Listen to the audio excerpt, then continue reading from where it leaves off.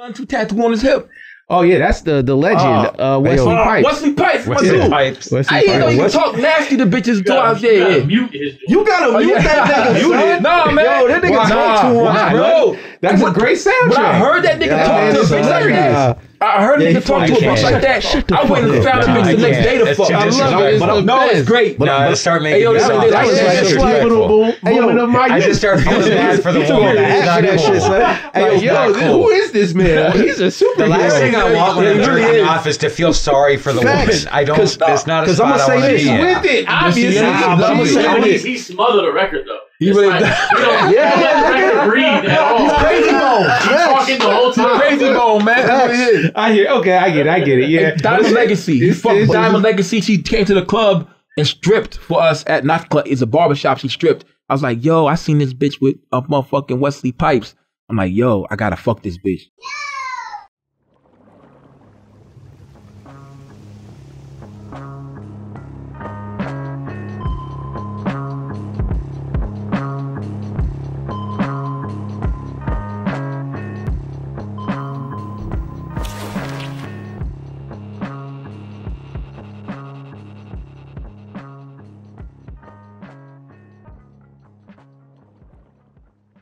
Damn, terabytes. Mad hey, yo, man, there was a dude that got caught with mad child pornography, like 62 terabytes of porn. You remember that shit? Right I'm like, yo. I guess we started. There's that much child pornography out there. That's the camera you want to talk to when you're introducing us. Well, boom. I'm saying, yo, and at the time, we're going to start with this. At the time, the volcano was active in Hawaii. I was like, throw that nigga in the volcano. You know what I'm saying? Just throw him. Sacrifice this motherfucker. The volcano will not erupt anymore. You know what I'm saying? I didn't know that was that much child pornography out there. I'm like, how do you get that? Anyway, boom. We have a very... That's wild, man. That's wild. Anyway, boom. Karl, how you doing, man? Man, I'm fantastic. Yeah, this is a monumental episode right here. Yeah. This shit is Navy, not black, yo. Prima Jack, how you doing, bro? Man, I'm all right, man. I'm cooling, man. Yeah, hanging out, man. I'm in the basement, man. Hell yeah, yo, we in here, yo. Word, I smile like a little kid on Christmas, man. It's like just like, you know, when you're a kid and you go to Disneyland for real after you've seen it on TV and you're like, oh my God, it's real. Yeah, I definitely got that vibe where I'm like, man, you know, I watched so many episodes with Karl right here and shit posted up. It's like, I'm here now, so. yo. And like I told Karl, man, 10 years ago, someone would have came up missing in this motherfucking, this fun house right here. All this memorabilia, man. Shit, So, boom. We got a very special guest. The first live interview we got a mega motherfucking guest in here, yo. We got Vega7 The Ronin in this bitch, yo. Yeah, welcome. Word, man. Word. Yes, sir. Thank you, how you doing, man? Jamaica Queens? Jamaica Queens, man. Word. Trip Deuce, Lawton, Carter Block, man. Yes, sir. And wow. That's some wild shit, man. And I was listening. We don't podcast bang over here. Pause. Nah. You know what I'm saying? I was listening to Sam Buck joint. You a real Ronin, my dude. Like, yeah, it's like. I actually am. That shit is wild, yo. I actually am. Yes, I know. Because if you look at the meaning of Ronin, it's like basically a samurai who no longer has a master. True indeed. You know? So it's like when I was younger, when I was in my teen years, I was doing a lot of martial arts, and my sensei died on a motorcycle accident. You know what I'm saying? So it's like ever since then, I hadn't taken it up again because I kind of looked at it in a way where it was like, what am I, just pick up a new master? You know what I mean? It's kind of like, it's a connection thing type shit. You know what I'm saying? Yeah. Not necessarily just want to learn the discipline. So ever since then, I just never went back to it. You know what I'm saying? Man. So I kind of am a Ronin in real life type shit. If you follow the traditional, you know, definition of that shit.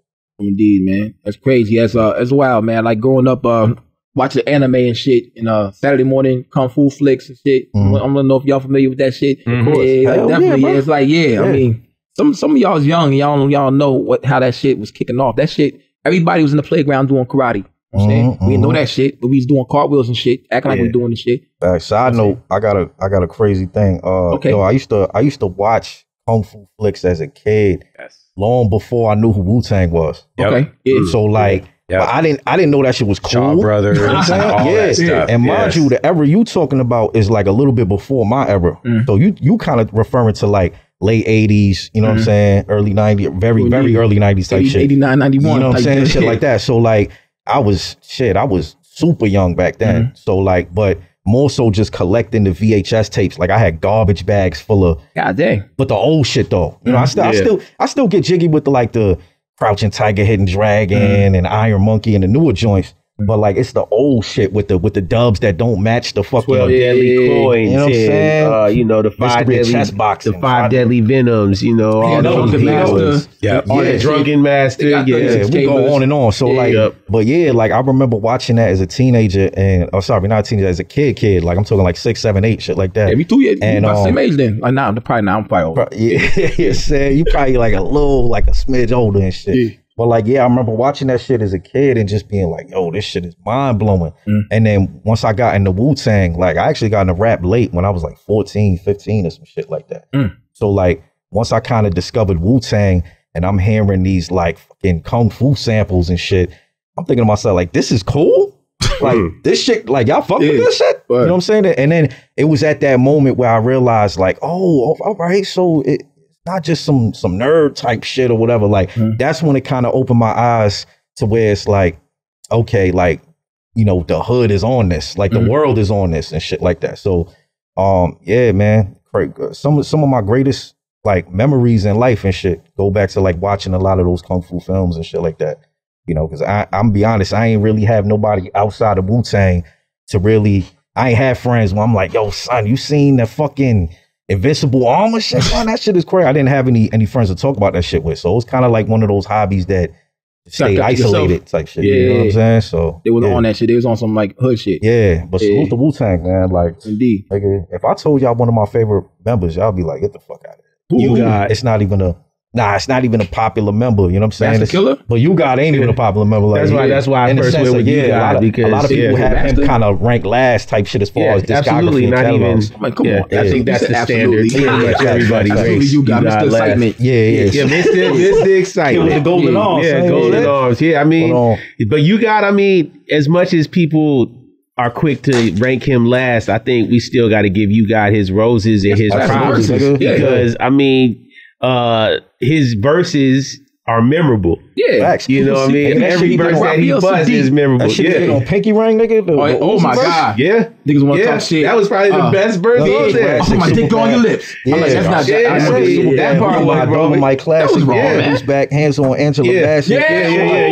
That shit was stupid. He arguably had like the best verse on that probably. Who's your favorite? But it was the most terrible song, I'll be honest with you. All right, so it's kind of between two. You know what I'm saying? But one of them is a popular member, and it's Ghost. Ghostface. But the other one is one that don't really get mentioned like that. Like if you ask the casual fan, like who's your favorite Wu-Tang member, or matter of fact, not even that. If you ask them like name them all, they ain't gonna get it. This motherfucker name is gonna get. They gonna be like, oh yeah, I forgot this motherfucker. But Master Killer. Yeah, Master gotta be Master Killer. Master Killer, son. I remember like I think he did an interview where he was talking about this shit one time where he said that was the first rhyme he wrote in life, like the mystery of chess boxing shit. Yep. And then if you listen to his verse, and he went last. You know what I'm saying? If you listen to his verse, the vocabulary and the thoughts that went into that, you know.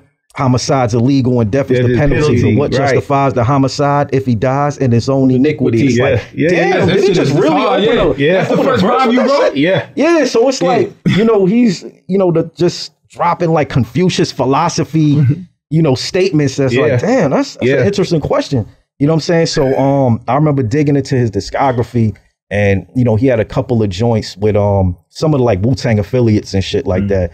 And I was just like, damn, this dude's underrated as fuck. You know what I'm saying? And I'm a nerd for structure. You know what I'm saying? I'm gonna actually talk about that later too. But I'm a nerd for structure, and like his structure was just unlike any of the other members. I know they're all unique in their own way and they all have their own style, but something about Master Killer, his usage of the English language that was just like very appealing to me as a teenager. Glaciers of Ice.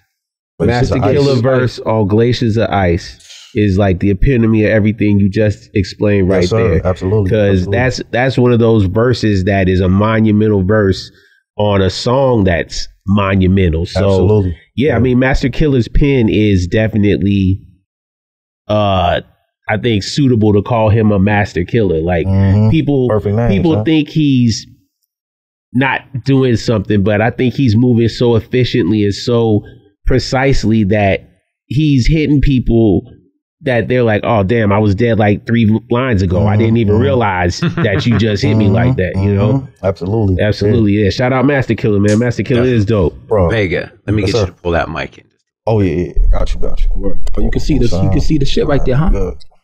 That's pretty cool, man. Yo, we high tech in here, yo. Man, this is magic. No Talib Kweli. High tech. No Talib Kweli. Yikes. I had to say Talib Kweli, huh? Staying out of it. Yeah. But definitely Wu-Tang, I know it's definitely monumental in, I guess, all our lives. Absolutely. I got on Wu-Tang. I was at my grandma's house. I saw the video for Protect Your Neck. And fucking Inspector Deck said, what he said, swing it through your, terrorize your town like troops in Pakistan. Swing it through your town like a neighborhood spot. I was like, I like Spider-Man. Shout out to Spider-Man. Oh yeah, the joint right there. That's the ball. It's the fuzzy thing, right? It lights up. Oh, it does? That's fire. Yeah, it's got a light. A master craftsman.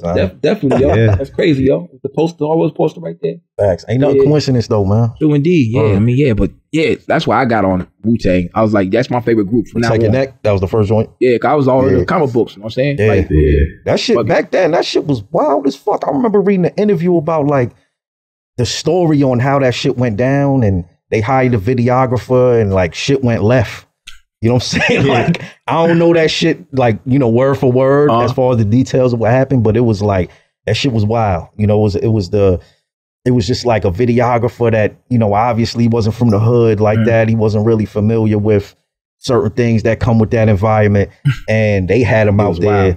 They threw him in the deep end of the pool. Yeah. And it was a bunch of shit that happened that day where like shit got shot up, and it was, cause when you see the MBTHOD man video, it's like these motherfuckers is in an abandoned fucking like building or some shit. Yeah. And it's like, so they kind of had him out there and statting in the trenches, and like, I'm gonna send that shit to y'all after so y'all can read that shit. But yeah, man. And back then you didn't have no little camera. You had to have the big shit. Yep. And like, I mean, you cannot move well if you need to evade activity. Not at all. That type of setup. So, you gotta keep it was probably treacherous for those people, man. I'm gonna ask my cousin, man. My cousin's the famous Jason Staten, man. He gets shouted out on Wu-Tang Clan, ain't nothing to fuck with, because he been down with Wu-Tang forever. That's how I first found out about Wu-Tang Clan, because he sent me the demo, you know, when they was putting it out. What year was this? Shit, 92.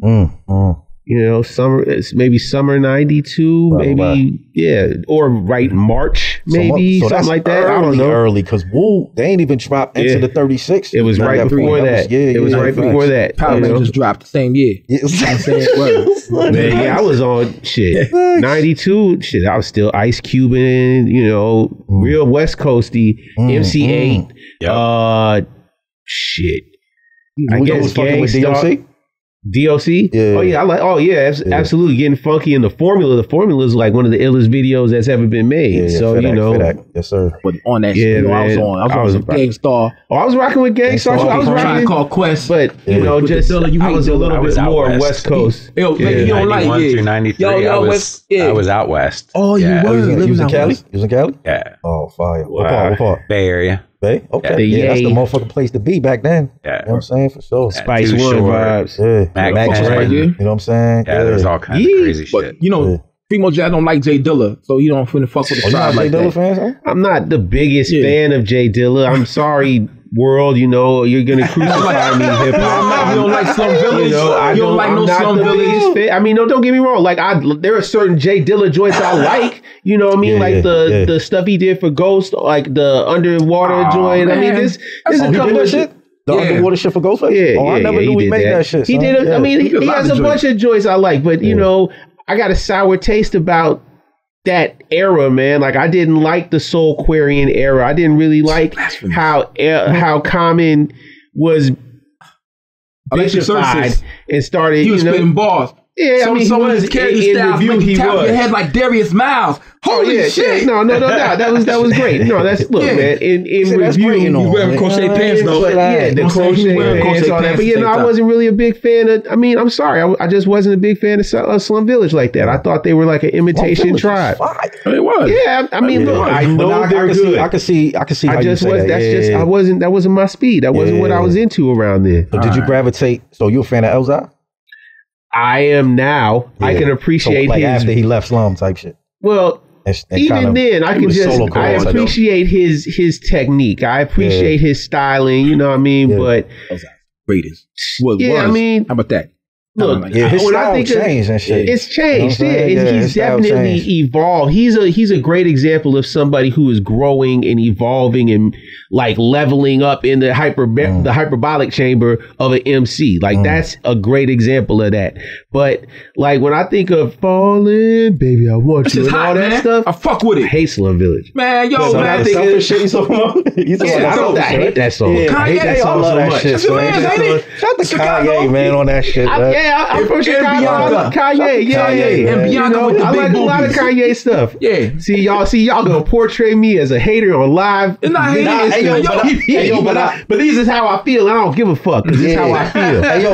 But I love it though. Like I was actually talking about that shit on the way here, and I'm just talking about like what all of y'all kind of bring to the podcast and shit, and like.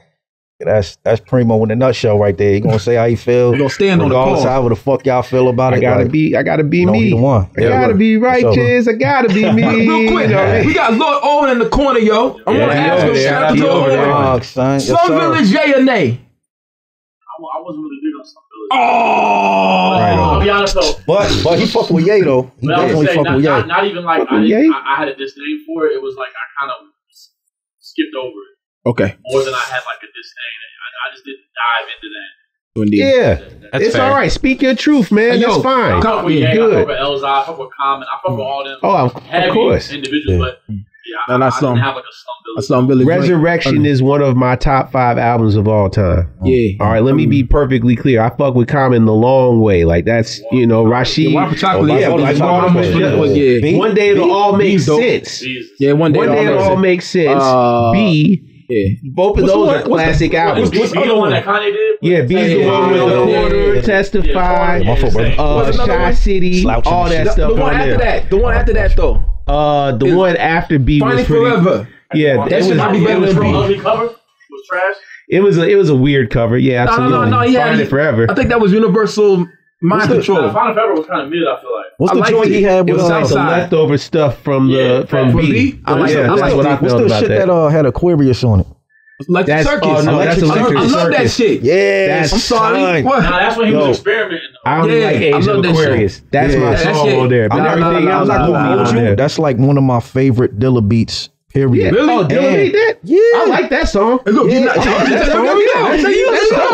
I got him, son. Yeah, man, that's my shit. Yo, but nah, side note, I actually wrote something to that, but like this was like years back type shit. But like the fucking quote unquote courage it took for me to write to that beat, because I knew it had to be like I couldn't just pop. I couldn't do some bravado shit. It's a pretty powerful beat. It's a pretty special beat. Exactly. So I had to say something with some depth. So I remember writing to it, and I kind of just went until the pen ran out type shit. I wrote like fucking 200 bars of shit. Yeah. And it was basically like just kind of what I thought about, like my worldly views and some political views, sociocultural shit. You know what I'm saying? Right. But it was actually going to be this thing where like I was going to continue with every year.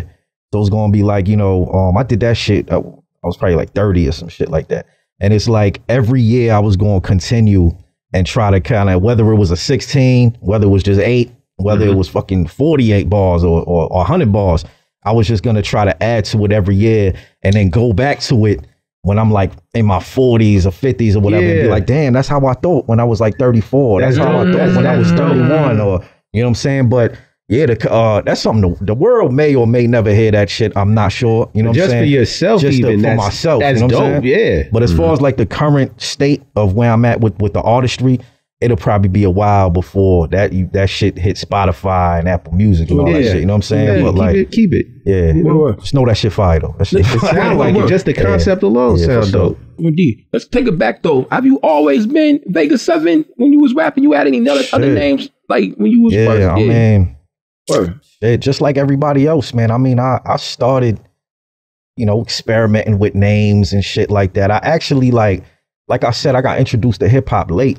I started listening to hip hop when I was like 14, 15. I grew up in a Jamaican household, so we was listening to, you know, Bob Marley and fucking Beres Hammond and Barrington Levy and like, you know what I'm saying? Burning Spear and shit like that. Lovers Rock shit as well. So like, and conscious root shit. So like, I didn't start listening to like hip hop like that for real. I mean, when I was like 12, I heard like, you know, Hot Boys and shit like that. You know, 3-6 Mafia. Shout out to Project Pat. You know what I'm saying? Shout out Project Pat. You know what I'm saying? I was actually, at the time, I was living in Louisiana. You know what I'm saying? I actually went to, I went to middle school down there in Baton Rouge. Like, the whole 7th grade. You was El Camino? I mean, El Camino? Was he down there? He down there? Yeah, that's where he's from. Yeah, that's crazy. I'm on Reddit. I'm saying El Camino. Scam Camino, yo. Or El Scamino. Yeah, that's wild. But yeah, son. Yeah, I heard about all that shit. That shit wild as hell, crazy, man. Yeah, it can't be me, man. Here. But yeah, son. So like I went to school down there, so I was familiar with like I said, Hot Boys, 3-6 Mafia, and all of that type of shit. Because basically, when I was down there, that's when it was like they was blowing up. You know what I'm saying? So it was big as fuck. So then when I got back up north and shit, I remember going to my mom's, and that's back when you could actually go to like, what was it called? Like FYE, shit like that. You know what I'm saying? The record store. Shit like that. You know what I'm saying? So I remember, so I remember asking my mom's like, yo, I gotta get this 400 Degrees Juvenile album. I gotta get the fuck out. You know what I'm saying? I gotta get the Block is Hot. You know what I'm saying? And shout out to my mom's, man. You know what I'm saying? She bought that shit. Down, huh? Yeah, I went back home, man. Put that shit in my Panasonic and had a fucking blast. You know what I'm saying? So, but fast forward, being 14, 15, I had family in Toronto and Mississauga and shit. You know what I'm saying? You said that in the song. Yeah. Shout out to Daniel's son. Like, a lot of people said that too. Real life. They thought I was bigging up Daniel's son. And big up Daniel's son. Like he obviously like one of the best writers on the scene. But like, I dead ass had family. You know what I'm saying? In Toronto, Mississauga. Family in Mississauga. So when I said that shit, when I said like I was back and forth to Toronto and shit, that's real shit. You know what I'm saying? So I was back and forth all the time. So when I went up there, like one of the first times or the second time or some shit, my cousin it was written in the plastic. Oh shit. You know what I'm saying? And shout out to him, because if it was me, I would have been like, fuck nah. But like I asked him and I was like, yo, can I play this shit? You know what I'm saying? And he was like, yeah, whatever, go ahead. And it's back when they had the computers and they have nothing to do on it. He ain't had no internet service. So all he had on this shit was like Minesweeper, Solitaire. Minesweeper. How do you play that game? We'll get on that later, because I still don't know how to play that game. That shit is a technique to where it's like the numbers that pop up, it'll say like a 1 or a 2, and that's supposed to tell you how many bombs is next to it or whatever. It's like it revolves around paying attention to those numbers and shit like that. But as a kid, you like, they might not be a bomb here. Let me just hit this box and shit. Yeah, that's what I was like, push button. Yo, come to find out, there's a whole, fucking strategy to that shit. It's crazy. Oh, wow. So like, I'm about to go back on that. I'm about to go back. But for the sake of the story, I didn't know that at this fucking time. So I'm like, fuck Minesweeper. You know what I'm saying? So I'm like, he got this CD, he got this towel rack of like mad CDs. So I'm like, damn, he got this. But mind you, like I said, I'm not familiar with a lot of these artists. So I might have seen like a fucking AZ or some shit. And I'm like, who the fuck is AZ? I don't know none of these cats. But I seen Nas, and I was familiar with who Nas was. And when I seen it, it was something about the cover. Something about the cover where, and I told O this shit the other day, when he's talking about like parts and shit, like getting the part with the Caesar. And it was something about that. Like when I was a kid chilling on the block, all of the like major drug dealer niggas like had parts. And they had the fucking, gold ropes. All those cats that drove BMWs and sold crack and all that, they had the part. You know what I'm saying? Yeah. Ooh, motherfuckers. So, that was the cool. Those were the cats you all to the side, just like, yo, I want to be like this motherfucker when I grow up. So I remember seeing the cover, and I'm just like, yo, this shit just looked cool. And he had the projects behind him. Yeah. It was like transparent and shit. And I'm like, yo, this shit just seemed fire. And I'm like, you know what? Let me give it a listen. I take the plastic off or whatever. I pop it into the CD tower and shit. I pop it into the disk drive, and I'm listening to it. That's the shit with the intro on it where he got like the slave plantation intro. And, hey, Nas, hey, boy. you know, it's gonna be a hanging tonight and shit. You know what I'm saying? Yeah, and I'm like, oh, this some radical shit. You know what I'm saying? And then as soon as that finishes or whatever, it's boom, the message. You know, and I'm like, what the fuck did I get into? Like, this is rap? Like, this is, you know what I'm saying? And then listening to that album, side note, my favorite shit off that is Taking the Blood. You know what I'm saying? Okay. Just for y'all out there, if y'all ask. But like, nah, I remember by the time I got to Taking the Blood, I was like, hey, yo, this is the greatest motherfucker. And mind you, I didn't know, I didn't have no knowledge on nothing else, but I knew this was the greatest goddamn rap album that has ever been recorded type shit. Wow. And like, you couldn't tell me nothing different. You know what I'm saying? And luckily, that kind of still remains true in the sense of you can argue that. One thing about the art form is obviously it's always going to be subjective, but that's one of them albums that like, if somebody said that I have that as like the greatest album of all time, you can't be like, yo, fuck out of it, you tripping. You can't say that. You could disagree, you know what I'm saying, and make your points and shit, but you can't be like, this nigga's violent. Like, you know, we ain't talking about a fucking album for Chingy's album. That's crazy. I'm gonna say Louis, so I'm gonna say all types of St. Louis shit. Chingy, right there, yo. No, that's not in the debate. No, it's not. Nah, not the GOAT. But yeah, I respect Country Grammar. Country Grammar was hard though. Hey, yo, I say it again. Country Grammar is a certified classic. That's not a nice act. Yeah. I got a story for that. Side note, pretty good. Lord Owen agrees with me over there. Of course. So side note, I'm gonna actually get off that for a split second. You know what I'm saying? But because you brought that shit up. Country Grammar. But the Country Grammar shit, I remember once again, you know what I'm saying? Like when that shit dropped, and y'all could do the math or whatever, I don't give a damn. But like when that shit dropped, Country Grammar was like, you know, it was crazy. And I was like, that's when I was like down south. You know what I'm saying? So like when the Country Grammar shit dropped, I remember seeing the video and I'm like, yo, the fucking beat and everything. I'm like, yo, this shit is crazy. The gang's truth. And then, in the hood, all the gang's truths for that day. We got Vice Lords, Bloods, Crips. We got everything up there. There's mad gangs right now. They all truths for that video. Yeah, you know what I'm saying? That's crazy. Hey, yo, that nigga shouted out like fucking 39 of the fucking states and shit in that joint. You know what I'm saying? On the third verse and shit. Something back up to Indiana, Chi-Town, AT, Montana, Alabama. Hey, yo, that motherfucker shot at the whole goddamn US. Being one of the 12 that was just left out. You know what I'm saying? Like Illinois and some shit. I'm like, I ain't hear nothing about Illinois.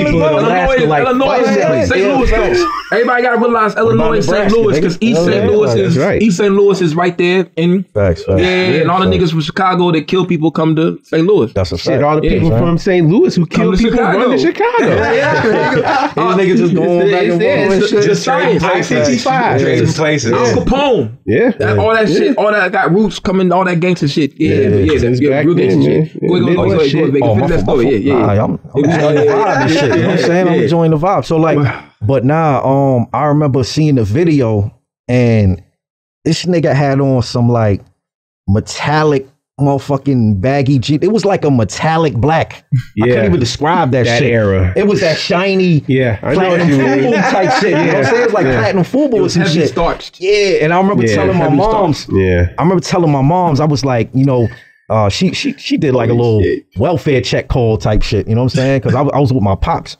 You know what I'm saying? So she called me, is like, you know, how's everything going? Blah, blah. I was like, it's going good. But yo, I need them platinum black jeans. You know what I'm saying? That I seen in the Country Grammar video. And God bless my mother, man. She made it happen. I don't know how she found it, because the description I gave her was just, yo, it's like a ashy black. It's like a futuristic, like if you took the black jeans and dipped it in like vibranium or some shit, you know what I'm saying? whatever fucking description I gave her, man, she was just like, got it. You know those memes where they be like, yo, they got like the haircut shit and they be like, yo, give me the say no more, say less, say no more. You know, that was my mom's. My mom's on some say no more shit, and she sent a little care package box. And when it got there, you know, I'm opening it up. She got a bunch of shit like hoodies, shirts, and all that. All I cared about was the fucking jeans, bro. I dug in the box. I'm going to the bottom of the box. I see the jeans. I'm like, bro, I'm about to crush this shit at school, son. So, yeah, that's my Country Grammar story, man. Those jeans was crazy. I was like, I need them shits. Indeed, you know, shits had me lit the whole year, basically. Indeed. motherfucking, here's my champion story right here. I was, my dad's a pastor. You know what I'm saying? Like, boom, I was up on Euclid and Labley at St. Mark's Baptist Church. And they had a nigga who obviously was a drug dealer, had a champion hoodie on. And he motherfucking, yeah, Conehead shit. This is back, I don't know, probably like 4th grade, 5th grade. And he always had the Wu-Tang drop, champion, get it, I rock, get your boots knocked. You know what I'm saying? So I saw this nigga and he asked for a pen. And me being a pastor's kid, I have my Bible there. You know what I'm saying? And I'm outside and the drummer, pastor kid, he out there smoking a cigarette. So I'm out there with him. I'm not smoking. So boom, like, that's crazy. But anyway, boom, I had my Bible, I had a pen, I gave it to him, he got this girl's number and he came back. I was like, yo, man, this nigga just got this fine bitch number and a champion hoodie and Wu-Tang champion. So I said, when I get older, I'm gonna get all the shit that I wanted when I get money. You know what I'm saying? So that's why I got mad action figures, got mad champion shit. Cause I figured, yeah, but niggas wasn't rocking champion like they are right now.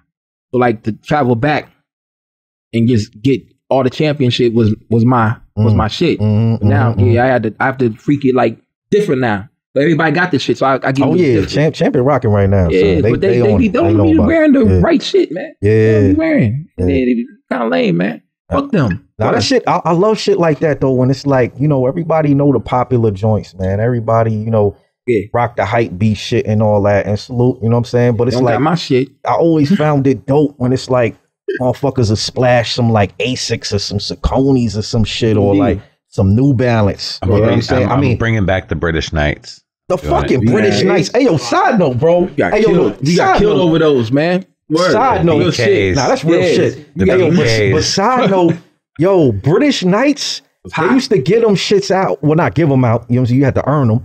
But like that was the prize on like Legends of the Hidden Temples.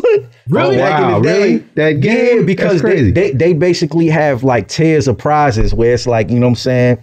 3rd place get this, 2nd place get this. Hey, yo, the 1st place will always get some shit like you going to space camp in Orlando, Florida, some shit. But they would give damn near all the contestants like British Knights. And I don't know what kind of deal they had with them, but it was like the kids would be rocking British Knights on the show type shit. And I remember as a kid, and they had some shit where it was like one year they came out with some shit that you could. I was always a fan of like shoes, sneakers with straps when I was a kid and shit. You know what I'm saying? Shit, Velcro straps. I'm like, oh, this is crazy. So one year they came out with them joints that had like it was like some type of crazy buckle that made like a clack clack clack sound, like when you pull it and then you like you clamp it down. Yeah, you click it down. And I remember as a kid, I'm like, nigga, I need them.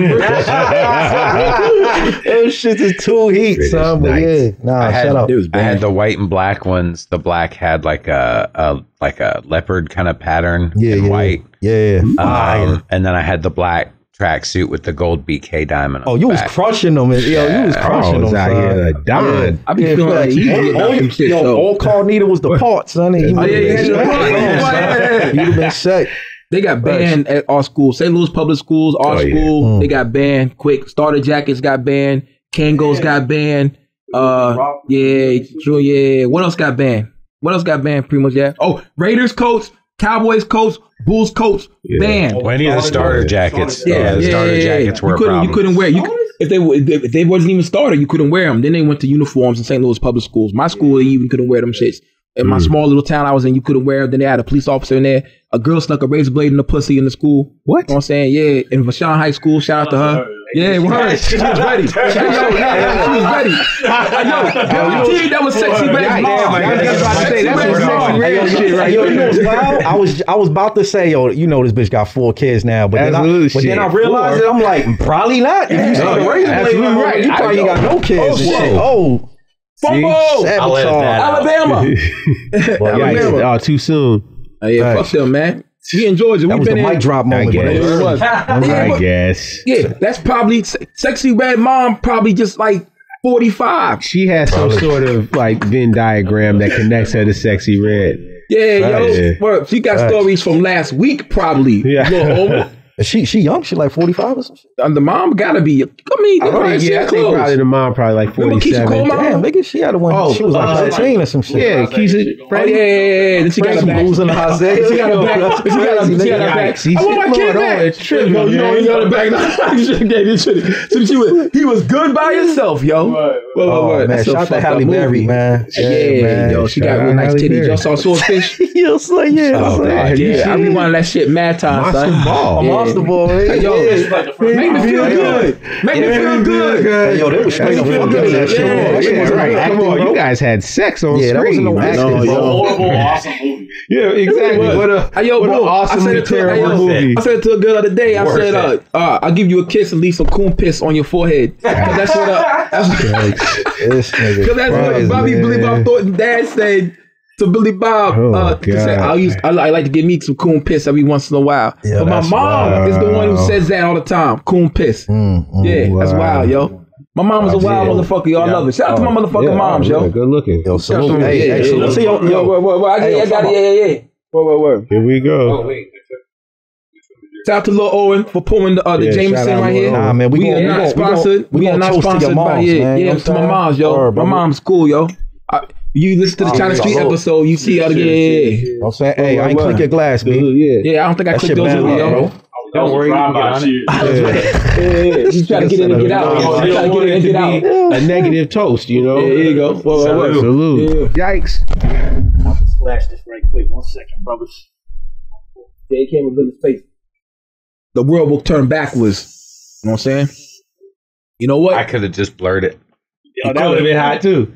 Hey, yo, man. Billy Bullshit. Remember, I got the editing powers. Yeah, you do have Billy Bullshit. Shout out Karl once again, man. Yeah, Karl's hospitality over Thanks here. for having us out here in the layer, man. This is Lukey over here fucking it up, but you know, we still What show was it we met you at? Was it Rock Marcy? Yes. Rock Marcy shit. There we go. I thought he was talking about what episode was our first brought up. Oh, that's a whole other story. About that too. That's Mickey. Mickey brought that up. Oh, this shit? My fault, brother. Yeah, gotcha. But yeah, no, and shout out to you. That was really cool. You coming up and introducing yourself and shit at the show. Yeah, for sure. I saw Lukey on the staircase, man. Like, right when you walked in. Yeah, and I kind of did. You know what I'm saying? He passed by me and we did one of those like. Oh yeah, I know you, but I don't want to say nothing. Yeah, you know not even that, but it was kind of like I was trying to see like if he would recognize, like if he knew who I was. And he kind of did, you know what I'm saying? Because like, I didn't want to say nothing though. Yeah, he looked at me like he did a double take type shit where he was like, wait, time out. You know what I'm saying? I'm like, and before he can even say nothing type shit, he was like, wait, so I was like, hey, what up, man? You know what I'm saying? Yeah, but it'd be weird, man. You see somebody you know, well, what if it wasn't you? I'm like, hey, yo, you Vega7 The Ronin? You'd be like, nigga, I'm Karl. I'm sorry. I don't know no Vega7 shit. You know what I'm saying? I've asked people if they were who they were, and they lied to me straight up in my face. I'm not gonna mention who they are. You're a dumb bitch though. But is it a nigga that's a dumb bitch? It's a female who is a woman who makes bad decisions, and then it's a couple dudes who some dumb bitches. I know. Damn, I ain't said that one time, and I stand on that. Karl told me that one time. You know you a lame if you come back. Like literally, I was like, hey, ain't you so? Nah. Oh, okay. Like they thought I was trying to rob them or something. I don't know why. It's in the show. That's why niggas don't fuck with us, Primo Jab. What's wrong with you? Shit. Because we one step away from stabbing niggas, my nigga. Like that's the freak. Yeah, you like niggas to bite the podcast. I'm trying. Like I'm not too far removed. If I ain't have no daughter, I probably be smacking niggas in the. I'm a skinny, not brolic nigga. You know what I'm saying? Y'all gotta protect what y'all got here, man. Love, but yo, boom. If I didn't, like that, man, forget them. Peace and prosperity to all of you. No, yes. Suck it. Still. Yeah, man. I be nigga did the DX shit. Yeah, word. Hey, I'm live on TV now. Triple H, X-Pac, Kane. All that, all types of wrestling moves and disrespectful body blows. Yeah, Triple X, I said Triple X. That's wild. We still talking about Sexy Red right now. Yeah, Triple H, Shawn Michaels, Badass Billy Gunn. Oh my God, Road Dogg, China. You know what I'm saying? I think that was it. Shawn Michaels. No, X-Pac. I'm wild. X-Pac. Okay. Yo, and also, if y'all familiar with West Coast production, there's a porn star named Shawn Michaels too. You know what I'm saying? Oh yeah, but he spelled his shit with an S-E-A-N type shit. He probably dead. Right. He probably dead, yo. My mother man with the gun tattoo on his hip. Oh yeah, that's the legend. Wesley Pipes. Wesley Pipes, my dude. I didn't know you can talk nasty to bitches too.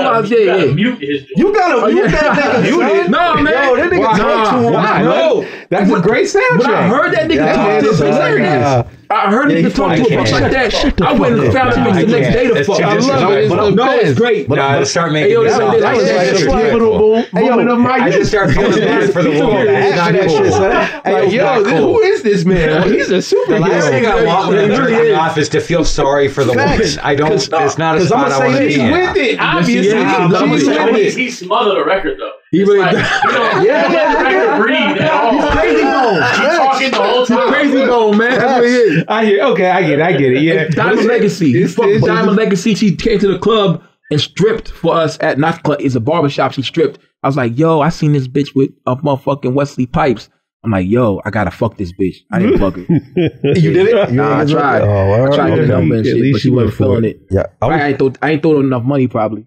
Probably, shit. I mean, don't point. Yo, I'm gonna say this, man. Like, that's one of the industries where, you know, women always say, like, you know, oh, like there's unfair pay gap and shit like that. Not in that. No. You know what I'm saying? Like, in that industry, it's like, yo, women get paid handsomely type shit. And it's like the men, they still get paid, but that's like the top 2% of fucking performers get in the bag like that. But it's fair because it's like, bro, I mean, you could call any dude and be like, hey, yo, we got some pussy lined up for you. You like, I gotta do that shit for free. You know what I'm saying? Like, but women, most women, they like, you know, it's just due to the surprised how many women are like, yo, I'll do this shit for free. Nah, that's true too. And that's why they're like, you mean I can get paid for this? Oh, hell yeah. And that's why they, I mean, it's, I'm a punch. Unfortunately, I was watching something. I wanted to, you know, dig into what you were saying. Yeah. Like, that industry and that profession, that line of work, and I don't want to come off like I'm whore shaming because I think, you know, a whore is a saint, you know, but you know, yeah, they do great work out here, man. Shout out the whores who are, you know, they're providing a service that is frowned upon by the world, but at the same time is vital to the sanity and the continuation of society, whether people know about it, like it or not. I mean, unfortunately, sex sells, but I say all that to say it's a shame. It's almost a sad thing to look at that because it's like that's all you can resort to is slinging. That's not what all they can resort to. They go left for extra money right there, yo. But yo, check it out. That's not an aspirational thing, is what I'm saying, man. You know, it's like, you know, more power to you. You're getting paid off it, whatever. But you know, I think that's not an aspirational thing. I just my biggest problem with it is they're not the ones getting the most money out of it. I don't think it's aspirational. I think that's shit. There are very few fathers. Unless you really are into fucking, which is cool. That makes you even better. So I think there are very few fathers on the planet where it's like if their daughter came to them and was like, "Hey, yo, dad, I just got a promotion at West Coast Productions." They'd be like, "Hell yeah, girl, that's my girl." Crazy, man. Hey, yo, man, my man said Chippy D. I'm doing everything possible to make sure she don't be on the screen. But yo, the niggas that make money, I'm gonna keep it a buck with you, or just gay niggas. You know what I'm saying? And I ain't watching that shit. Fuck that shit. The Republican, right-wing Republicans watching that. Most of them are gay. It's just that's how you make money. That's gay. No matter what, gay. No matter if they men or women, that's exactly what I'm saying. Bills to pay, you got bills to pay. Hey, man, fuck that. I want to rob a nigga. Give me my gun. I gotta get out of this basement, man. I'm gonna do B&E all day. Just took a left. By the way, I have all this filming equipment for a reason. That's crazy. These are great angles. I'm not gonna drink after Karl. Hey, yo, but side note, son. Side note. Shout out Karl. Yo, I don't know if y'all know about this porn star who this dude called the Monster, son. Like, which one? Old school motherfucker. Yeah, it's a dude. Alexander DeVoe. In California. No! Brian Pumper. Nah, his name Darren James. You know what I'm saying? I don't know that dude. Nah, you know him. I'm telling you, you know him. Like, he was the dude that, like, he had this flat top and shit. Like, this was like back in the 90s. Prime motherfuckers, Jake Steed, legend motherfuckers. He can't rap, man. He's horrible rapper, man. Shout out Jake Steed. You know what I'm saying? That's my inspiration. That's my light-skinned brother right there. Exactly, man. You know what I'm talking about, man. Real was recognized, man. Shout out. Nah, Darren James, he a legend, man. He been in a whole bunch of shit. Pause, shouting out. I was just thinking about that. Thank you again, Lord. No, I don't think so. I debated, man. No, man. It's not. We just shouted out Wesley purposes. We probably should. Hey, man. Fuck that shit. Just like you like. These niggas are part of my childhood, man. Bro. I'm not even to admit it, man. They're very inspirational. For safety, we should pause. All right. For safety, I'm the pause king. I'm the pause king. He the pause magistrate and shit. Like, exactly. I know I got hot, but not because the porn star talk. You know what I'm saying? I got hot because I'm drunk, nigga. This nigga stupid. Daddy. Hey, yo, check it out. Hey, yo, that nigga Wesley Pipes said, reach back here and find how much dick you ain't got in your pussy. Can I put the whole thing in? The next day. I found that That's the pause, and I did that shit. Wesley reach back here and find how much dick in your pussy. They made me laugh. I said that shit in. Word. You get nasty with me, that nigga be like, ugh. Yeah. Yeah, it's like, what the fuck, man? I'm a porn. Yo, I did a whole song called Porno Flow. I'm all into that shit. I done fucked over 275 bitches. And ain't caught no STDs. Salute me. Hey, yo, definitely salute your champion gear. One baby. Go ahead. There's you got to take back all your champion gear now. There's another one, and I'm hoping we can end. You won with her. I'm hoping we can end the convo. Please. And, you know what I'm saying? But I'm going to say this last thing, like, it's that other, who's that other motherfucker, son? Lexington Steele. The motherfucker that, like, you know what I'm saying? When he finished and shit, this nigga like, like that motherfucker, son. Like, that shit is crazy. Like, what the fuck is wrong with you, bro? Like, what is wrong with you biologically, son? Oh my God. Yo, that nigga going Super Saiyan 3. Yeah, that shit is crazy. I'm saying, like, is this some hereditary shit? Like, your pops was the same type of nigga that was doing that? Or is it, like, I don't know. Did y'all have a go-to site back in the day? I'm not I'm talking like home piece. Yes, it was a gas station on Boulevard and goddamn it, Ragged and covered, so you couldn't see the. It had all the best DVDs. Absolutely. I know that was like this man. I'm trying to tell you, you ain't one of these DVDs. I've been in this game for a minute, son. We had a porn selection. We had a porn collection going on. Hold on. Straight up. Oh yeah. Wait a minute. Santana. Tell me this or not. The first porno, and we can leave this with this mystery. How did everybody get their first porno? It was always a mystery how you got it. Somebody either stole it from found it in a corner or found it somewhere, but you never acquired it through a way like, here you go, this is yours. No, it was never through conventional means. So salute to the porn era. 80s people, man. We this 80s, 90s, before it was sensitive out here. This is how we was raised, man. We didn't have internet fingers and shit. We discovered pornology. It was not. Sometimes you had to jerk off to the same material for a while. Hey, yo, niggas was trading them Karl is on the rampage. Niggas used to trade them shits back in the day. Vega got the new Mac. What? Shout out my brother Ghost, man. Like, I remember when we was teenagers and shit, he had his little DVD stash. Hell yeah. I had my little DVDs. You know what I'm saying? It's one of those. Yeah, exactly. Hey, yo, give me fucking Wet Bubble Bust 3. Wow. And I'm going to give you this goddamn, you know what I'm saying? Wow. Whatever the fuck. This is a deep dive. I'm straight do this. Right here. And then time out. Niggas be like, hey, yo, nah, this prime pinky on here. You going to have to give me 2 of them DVDs for this type shit. You know what I'm saying? Who got the ones that were pirated from the flea market? And they'd have like 3 different movies on it. Of course, nigga. Definitely. All of us. Of course. And the menu was kind of hard to navigate sometimes. And I'm going to tell you this. Copy of a copy. I'm pretty sure. And let's just say this, bro. Like, there was a level of excitement type shit where you got a blank DVD. Yeah, you know. Because it wasn't the shit with the pictures where you like, oh, I know who in it. You didn't even know. Yeah, it's some real mystery airheads flavor shit. You don't know. What's he gonna be? You know it's gonna be something, but what's he gonna be? I don't know. I didn't have any I had no footprint in the porn DVD area. None? You lying, nigga. You were all digital? My first porn was like a magazine that I saw at my boy's crib. And then there you go, magazines. Like years and years later, like when I was like, 12, 13, 14, 15, it was like we had a home PC and I just started saying, fuck it. Yeah. Like my mom let me type it in. Looking up some shit. But yeah, it was all internet. I was straight onionbooty.com. Oh, yeah. You know what I'm saying? Okay. I was going crazy. crazy. Hey, yo, I can't. Shout out Lord Owen in the house. I can't. Yes, Andrew Dunnigan out here in high school told me to go to eatshit.com. You made a mistake. I made a mistake. That's not your friend, bro. No, that's not your friend, bro. It was scat, yo. You know what Yes, one cup. 2 girls, 1 cup. Yeah. It was traumatizing experience. Someplace I draw the line. Yo, Vega, you know how you have to talk about the Dial-up. shit, but on the forum, Oh yeah, I'm gonna get into that. they used to post the baddies, like there'd be like a section on the forum. And they used to post Vita Guerra all the time. Oh yeah, Vita. That's back when she was popping. Buffy the Body was popping and shit. A couple of them, you know what I'm saying, was on the scene. Yeah, facts. Hey, yo, I went to try out for West Coast Productions Porn. You lying? And, with Alexander DeVoe. That ass. And yeah. Oh, I thought you, all right. Okay, my homie. I don't know when you're joking. Yo, my nigga, homie like, check it out. I don't know. Hey, yo, check it out. And like the nigga Alexander DeVoe was like, yo, you look young as shit. Like you really be like a real you can really be a star. Like you do this shit, you could be a star.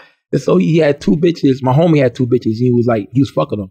5 minutes in, he said, "Now come 5, 4, 3, 2." Like, I'm like, you gotta come on cue. On command I was type like, shit. I ain't doing this shit.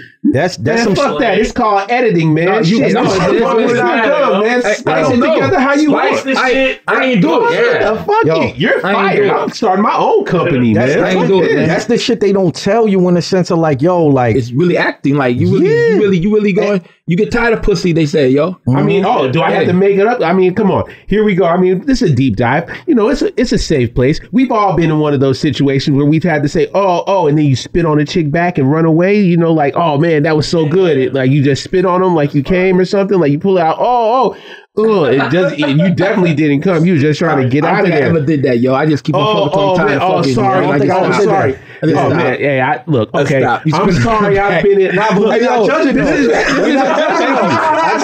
This wasn't the place to judge. Just because we didn't, we not judging. I mean, you know, it was a time in my life. You know, I was in a situation, and unfortunately, it didn't turn out the way I thought it was going to go. I didn't see any other way out, so I improvised.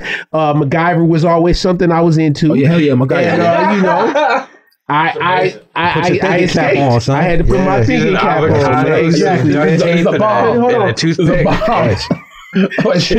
Hey, look. But yeah, hey, shout her out, man. You know, I'll never tell your name. Hopefully, you don't even know about me anymore. But anyway, hey, man, fuck all this degenerate talk, man. This yo, he got USA Soccer on the Chuli, yo. That's USA Soccer right there. You know, hey, man, shout out Party Water, man. Sponsor us, man. I drink this only. Hey, please sponsor them, man, for real, bro. Like, Vega7 has a lot of knowledge about everything because he has like a lot of lines. He said that's what talk this Madrid, rap shit, man. In the soccer. Oh yeah. I was like, he has a vast knowledge about everything. That's what I enjoy about this motherfucker right here. Everything. Adrenochrome. That shit ain't real, is it? Nah, not really. Yes. Not really. Not yet. Is it? Not really. I'm gonna be honest with you. Like, salute. Bruh, like, I appreciate the fact that you said I have a vast knowledge on everything. I don't. But I know a bit about something. That's what I'm saying, though. That's what I'm saying. I know a little bit about a lot. You know what I'm saying? But that's more than most. That's probably more than most. You know what I'm saying? So like, but like, nah. I'm gonna be honest, and I'm gonna make this brief as fuck.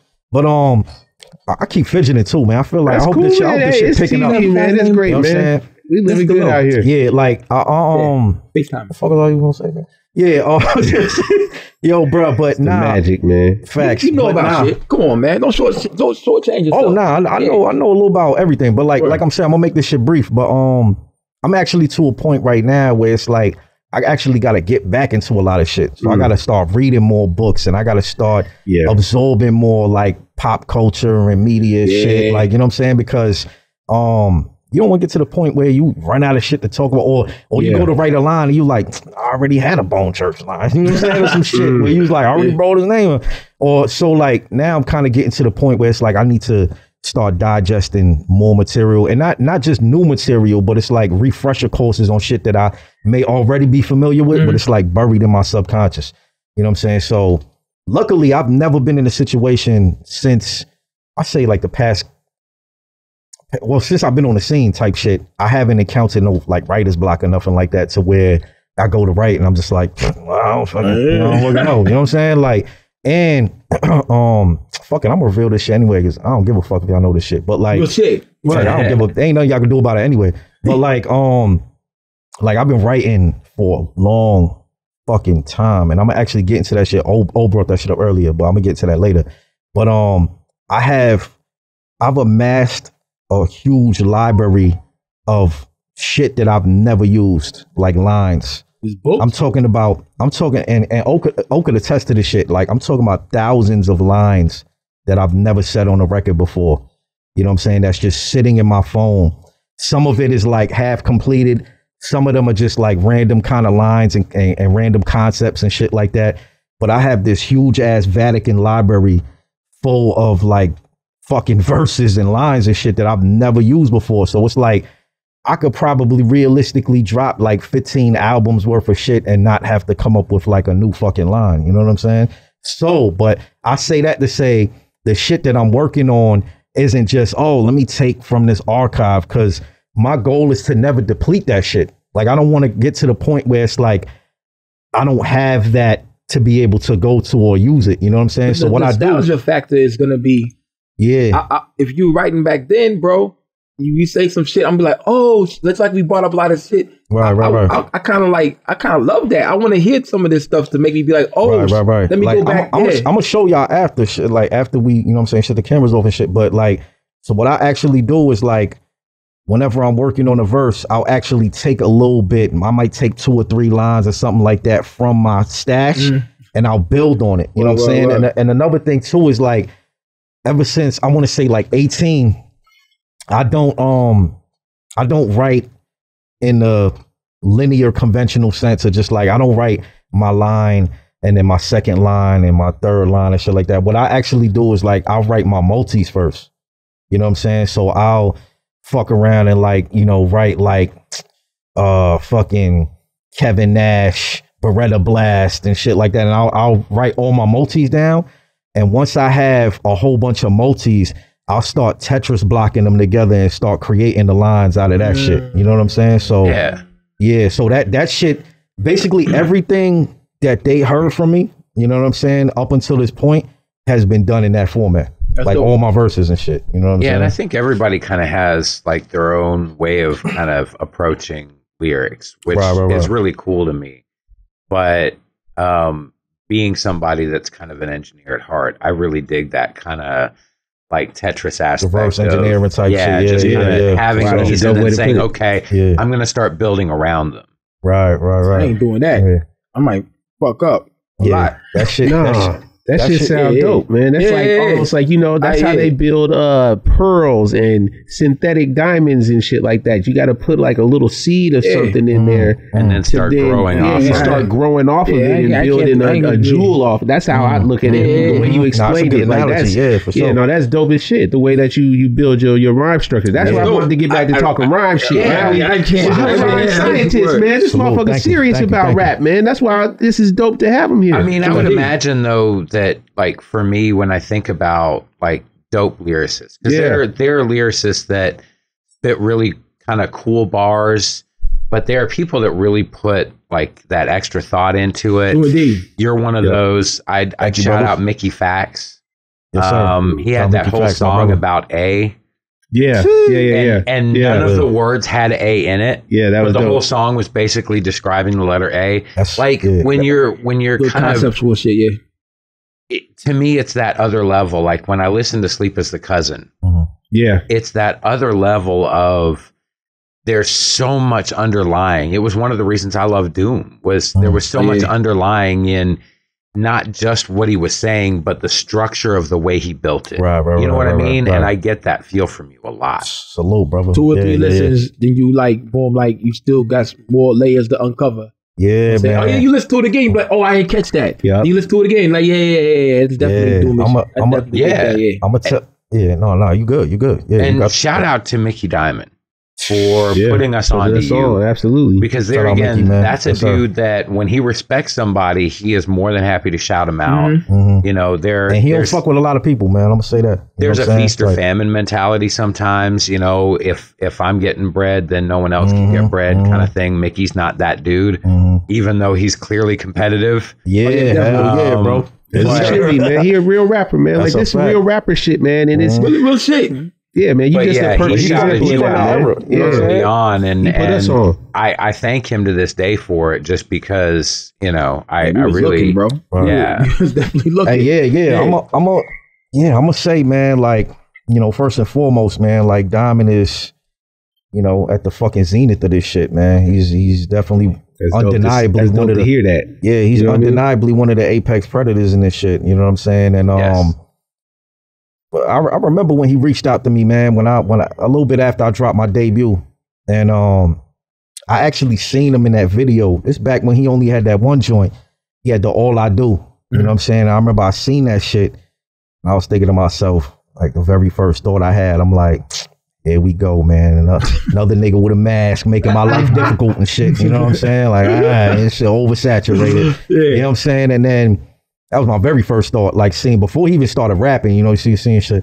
And then after I heard it, I was like, oh nah, this nigga rap though. Like this nigga kind of nice. You know what I'm saying? And but I didn't have anything else to base it on other than that one joint. Cause I didn't go then and be like, I'm about to listen to his entire catalog. You know what I'm saying? I wasn't quite at that level yet. So where I was like, all right, I'm about to deep dive into this motherfucking shit.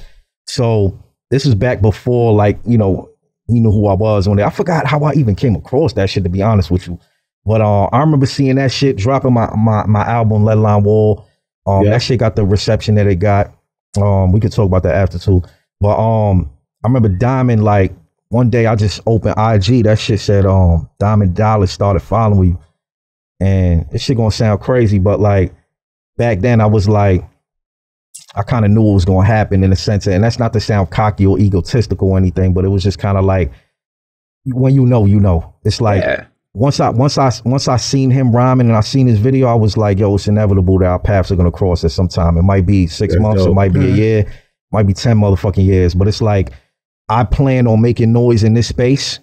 And it seems like this brother is making noise in this space. And I say it seems because this is prior to him going on his legendary. Right. You know what I'm saying? Adrenaline. Right. You know what I'm saying? Right. So this was prior to that. You got to think. Big Ghost, all that shit. Right. Madness. So like, you got to think though, like this was back in March 2022. You know what I'm saying? And he hadn't yet, because 2022 was the year that he went on that run. Right. So he hadn't quite. Really just he was making his strides, but he wasn't quite like fucking going out the park, Ken Griffey shit. You know what I'm saying? So like, so crazy. Yeah, it's nuts, bro. So like, you know what I'm saying? That shit is crazy. But yeah, man. So I remember seeing that shit when he followed me or whatever, and I was like, here we go. You know what I'm saying? Today's the motherfucking day. And then he hit me up, he DM'd me, and we just basically like gave each other flowers and shit, like, yo, son, yo, your shit is fire, yo, likewise, King, that type of shit. And then he probably said something to the effect of like, yo, man, like, bro, like, kind of like, let's keep this connection alive type shit, let's keep this link alive type shit or whatever. You know what I'm saying? We hadn't yet planned on like working or nothing. Like, it wasn't like, yo, we gotta do something together or nothing. Like, it wasn't to that level. But yeah, bro, like, shout out to him, because I remember when I seen him on y'all podcast, and I was watching the podcast back then, you know what I'm saying? Wild. And I remember seeing him, and he like, yeah, man, that's when y'all had the top 75 rappers list or whatever. And shout out to Diamond, man. He one of them type of dudes. Yeah, that's what I'm about to say. I was about to say, yo, salute to him, because he one of them type of dudes. It's like, he's just gonna tell you how you feel regardless, and however y'all feel about it. But he's not gonna say it in a disrespectful way where it's like, hey, yo, first of all, y'all can suck my dick for the lit. Like, he's not that type of dude. But like, he's just gonna tell you how he feels. You know what I'm saying? And I respect it. You have to respect it. At the same time, he put in the work to do what he needed to do. Exactly. You know what I'm saying? He said it was a fire. And it wasn't just our list. It was, numerous lists that he was left off of. For sure. And he's on numerous lists now. Nigga, he on damn near all of them motherfuckers now. You know what I'm saying? Yeah, but and it makes sense too, man. Stop hating, man. All y'all people who out here hating on all these lists and everything, man. Why that much work? Don't hate. Just go Quality get busy. Work. Yeah, I mean, don't hate. Just get busy out here, man. I don't even want to disparage you. I just want to say, don't hate. Get busy, man. You made a lot of dope shit too. Talk about it. Well, so it's kind of organically, seamlessly going to go into that anyway. But like, yeah, after I seen Diamond on the joint or whatever, you know what I'm saying, and he was basically saying, you know, a top 75 rapper of the year ain't a dude who's, you know, already known, blah, blah, blah, you know what I'm saying? But it's a dude who, you know, I don't know verbatim what the fuck he said, you know what I'm saying? But like, he was like, it's a dude who is coming up in the underground who everybody know, but don't quite know yet type shit. You know what I'm saying? He's like, I'm gonna say the motherfucking name right now, Vega7 The Ronin. And that's the first time that he brought my name up, you know what I'm saying? I remember watching that shit and I'm like, huh?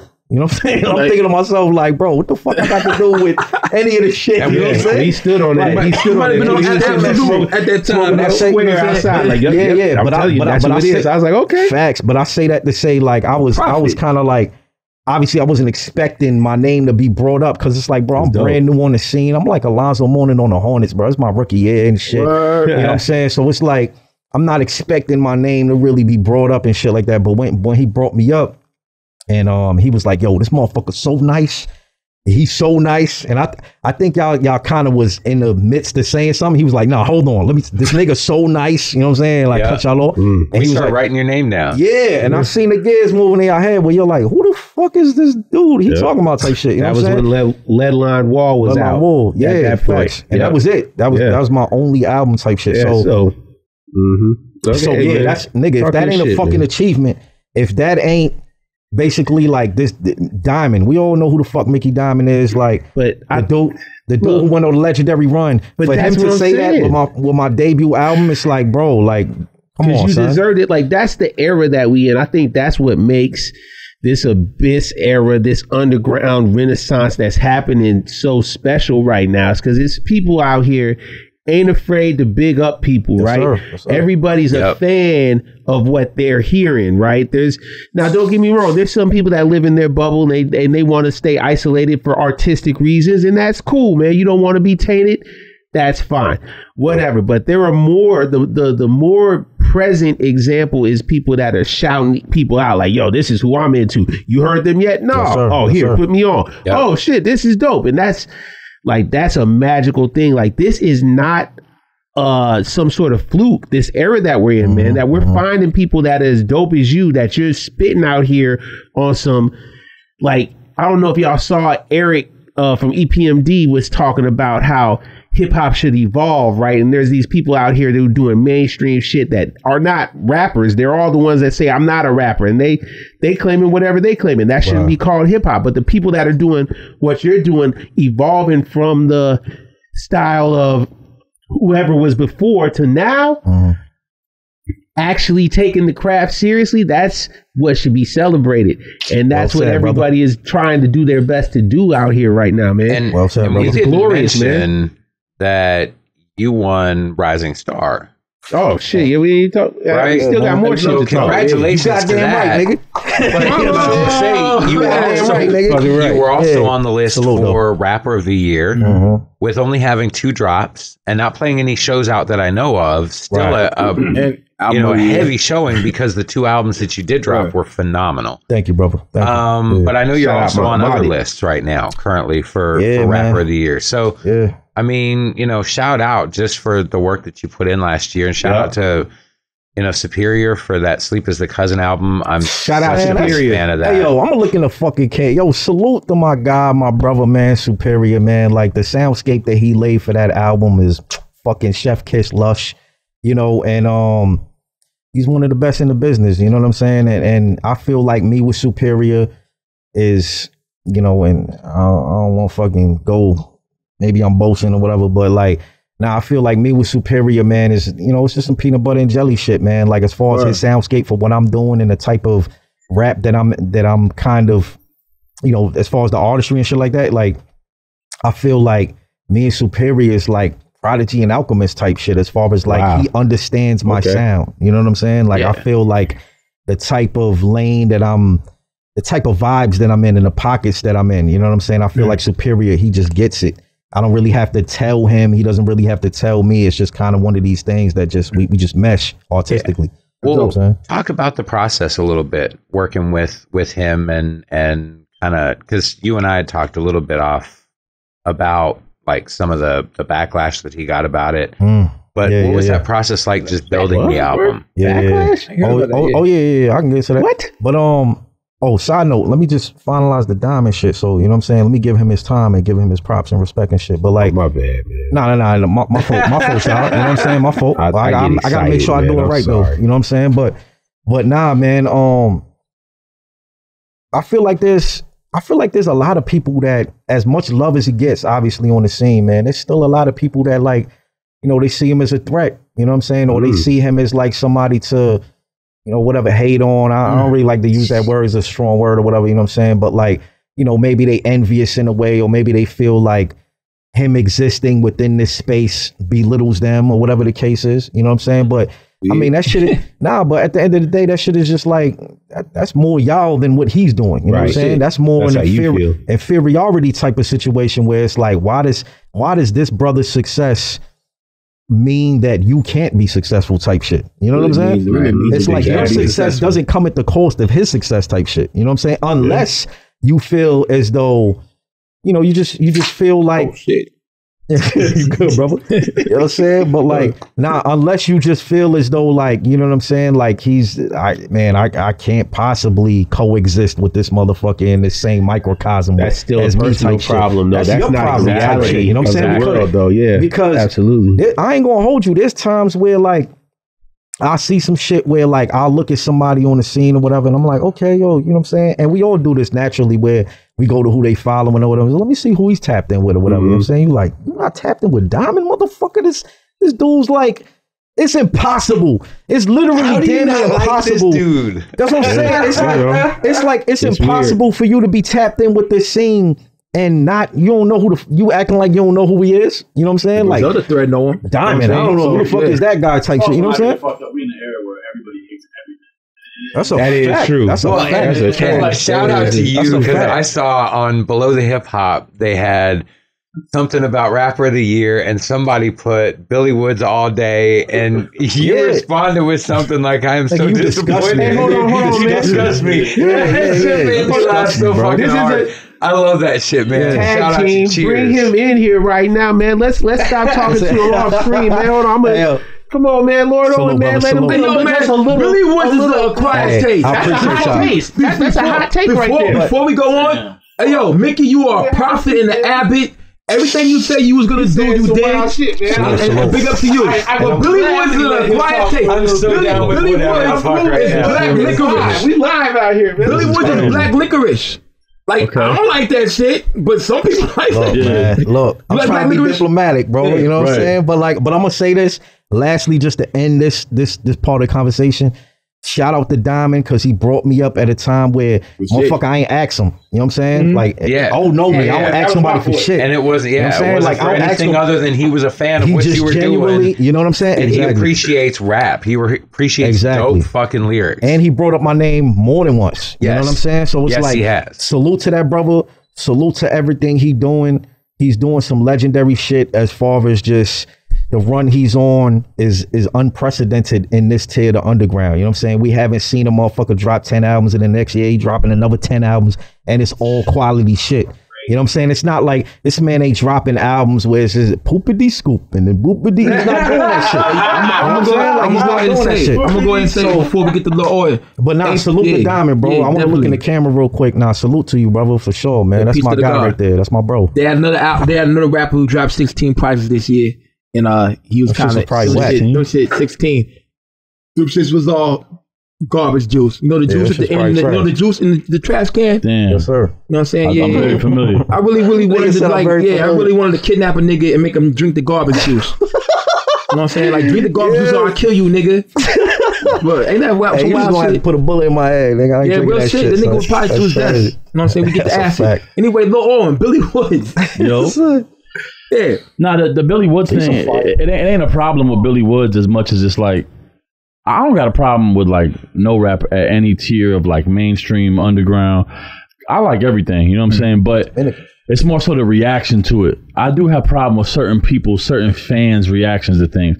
I think MCs like Diamond, Vega, myself, we come from an era where like, yo, there's like a toolbox that you got as an MC, you know what I'm saying? And it's like, don't get it fucked up. This music shit is subjective, but when it comes to like MCing and being the best, the school and like the cloth that MCs like Diamond, Vega, and myself is from, is like you was given like tools. Like, okay, this is multi-syllabic rhyming, this is wordplay, this is metaphors, this is punchlines, this is a double entendre, this is... So it's like when like a new wave comes about, and you know, Billy kind of has that like... It's like that run-on sentence style. It's very descriptive. There's nothing wrong with it, and I think clearly it has a space. But it's like when you see most of the people who champion that, you know, it's a certain type of person on the internet that's like, and you know, they're not listening to nothing else. They're not listening to Vega7 The Ronin. They're not listening to Mickey Diamond. They're not listening to none of them. They're not listening to Benny. They're not listening. Nigga, if you ain't Billy Woods, JPEG Mafia, Danny Brown, or fucking... It's a type of person. Earl. There you go, Earl. Yeah, I like Earl, but it's a type of person, though. You know what I'm saying? Yeah, Chris Quayle. Yeah. It's a type of person. That song, real quick, my fault, son. My fault. No, you good. Yo, that song, Jean Grey husband. You know what I'm saying? Really? Yeah. Well, Chris. Get the fuck out of here. Yeah, Jean Grey was nasty, by the way. Yo. What, nigga? What do you mean? Nasty like she like... It's like an MC. Okay. This nigga he trying to trade DVDs. My nigga, that nigga He's saying still on Wesley Pipes and shit. West Coast nasty or she was at A3C doing Love Thirst, and she was doing Love Thirst. I like that. A3C, yo, man, what real quick. I was gonna say, is it RIP A3C? Yes, because they had it this year, and I was there. But it was no shows. Yeah, it was like some portion. No. Oh, we talking about... A3C is a hip hop festival. So A3C is like Atlanta South by Southwest. Yeah. Okay. And it was always like legendary as shit. It was. Even like in, I want to say like 2018. It was fire, bro. I came out here and they had Wayne and JID and Wu-Tang. And they had to fight. And there was like a little fake shooting. Something happened. Everybody started running. I was on, shout out to Christine. Remember that shit? Y'all remember that shit? Shout out to Tiki Rum. I was out there, yo. You was out there? I was out there, bro. Matter of fact, I was VIP? Nah, I was... You was up front? I was in the back for... It was like me, this artist, shout out C Green from Houston. It was like Quentin Miller was out there. It was like a bunch of motherfuckers was out there, and then shit just hit the fan, though. You know what I'm saying? But nah, A3C was like South by Southwest for Atlanta, but it was legendary as fuck. It was. Every year. It was a sleepaway camp for rappers. You know what I'm saying? Yo, I really feel like obviously Atlanta had its like... Atlanta's had these crazy heydays, by the way. Not to get too far off topic, but like obviously there was like the Luda, you know, that like and like T.I. and like Bone Crusher, like all like that era, like in the early 2000s. But then like I don't know how long y'all been here or whatever. Like how long y'all been? I've been with 01. Yeah, so like, yo, there was like a magic in Atlanta, and like, hey, yo, time out. Karl setting this shit to blow in about an hour 20, man. We gonna have to fucking wrap this shit up, man. Like, even a few years ago, like 2014, 15, 16. It was fire still. It was fire. Like when you used to be like when Edgewood was lit, and like department store. R.I.P. department store. R.I.P. Follies. R.I.P. Follies. Oh my God, yo. You know what I'm saying? Like, I don't know about all this shit. Come on, man. Yo, you missed a great time. Bro, this was when Atlanta was lit. This was like, bro, shout out. Like, you'd be out like on Edgewood on like a Tuesday night, and you'd run into like McConan or Fat Man Key or like McConan at the department store. Yeah, you would just run into you'd run into Quentin Miller. You'd run into these like kind of like grunge Atlanta independent up and coming legends though. 2-9 Father. Oh man, like, 2-9. Come on, yo. Oh, DJ. Awful music. Hey, yo, you don't want to put back in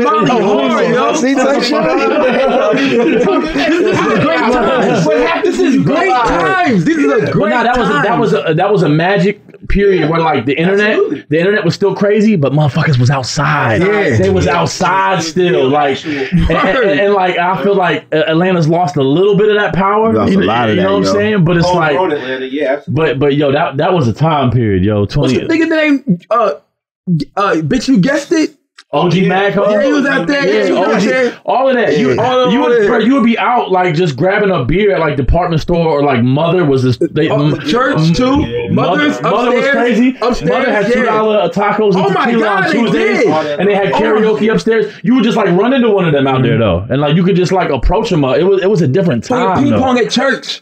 Like you see somebody. This was that era when you need to challenge him at ping pong. I'm not good. He be saying he's a ping pong dog. I'm not good. I ain't playing yet though. This was like when Thug was like ascending. You know what I'm saying? Yeah, like, definitely. Like you know, like Travis Scott and Thug, they were like really ascending at this time. But yeah, I didn't mean to get. I don't know how the fuck. A3C.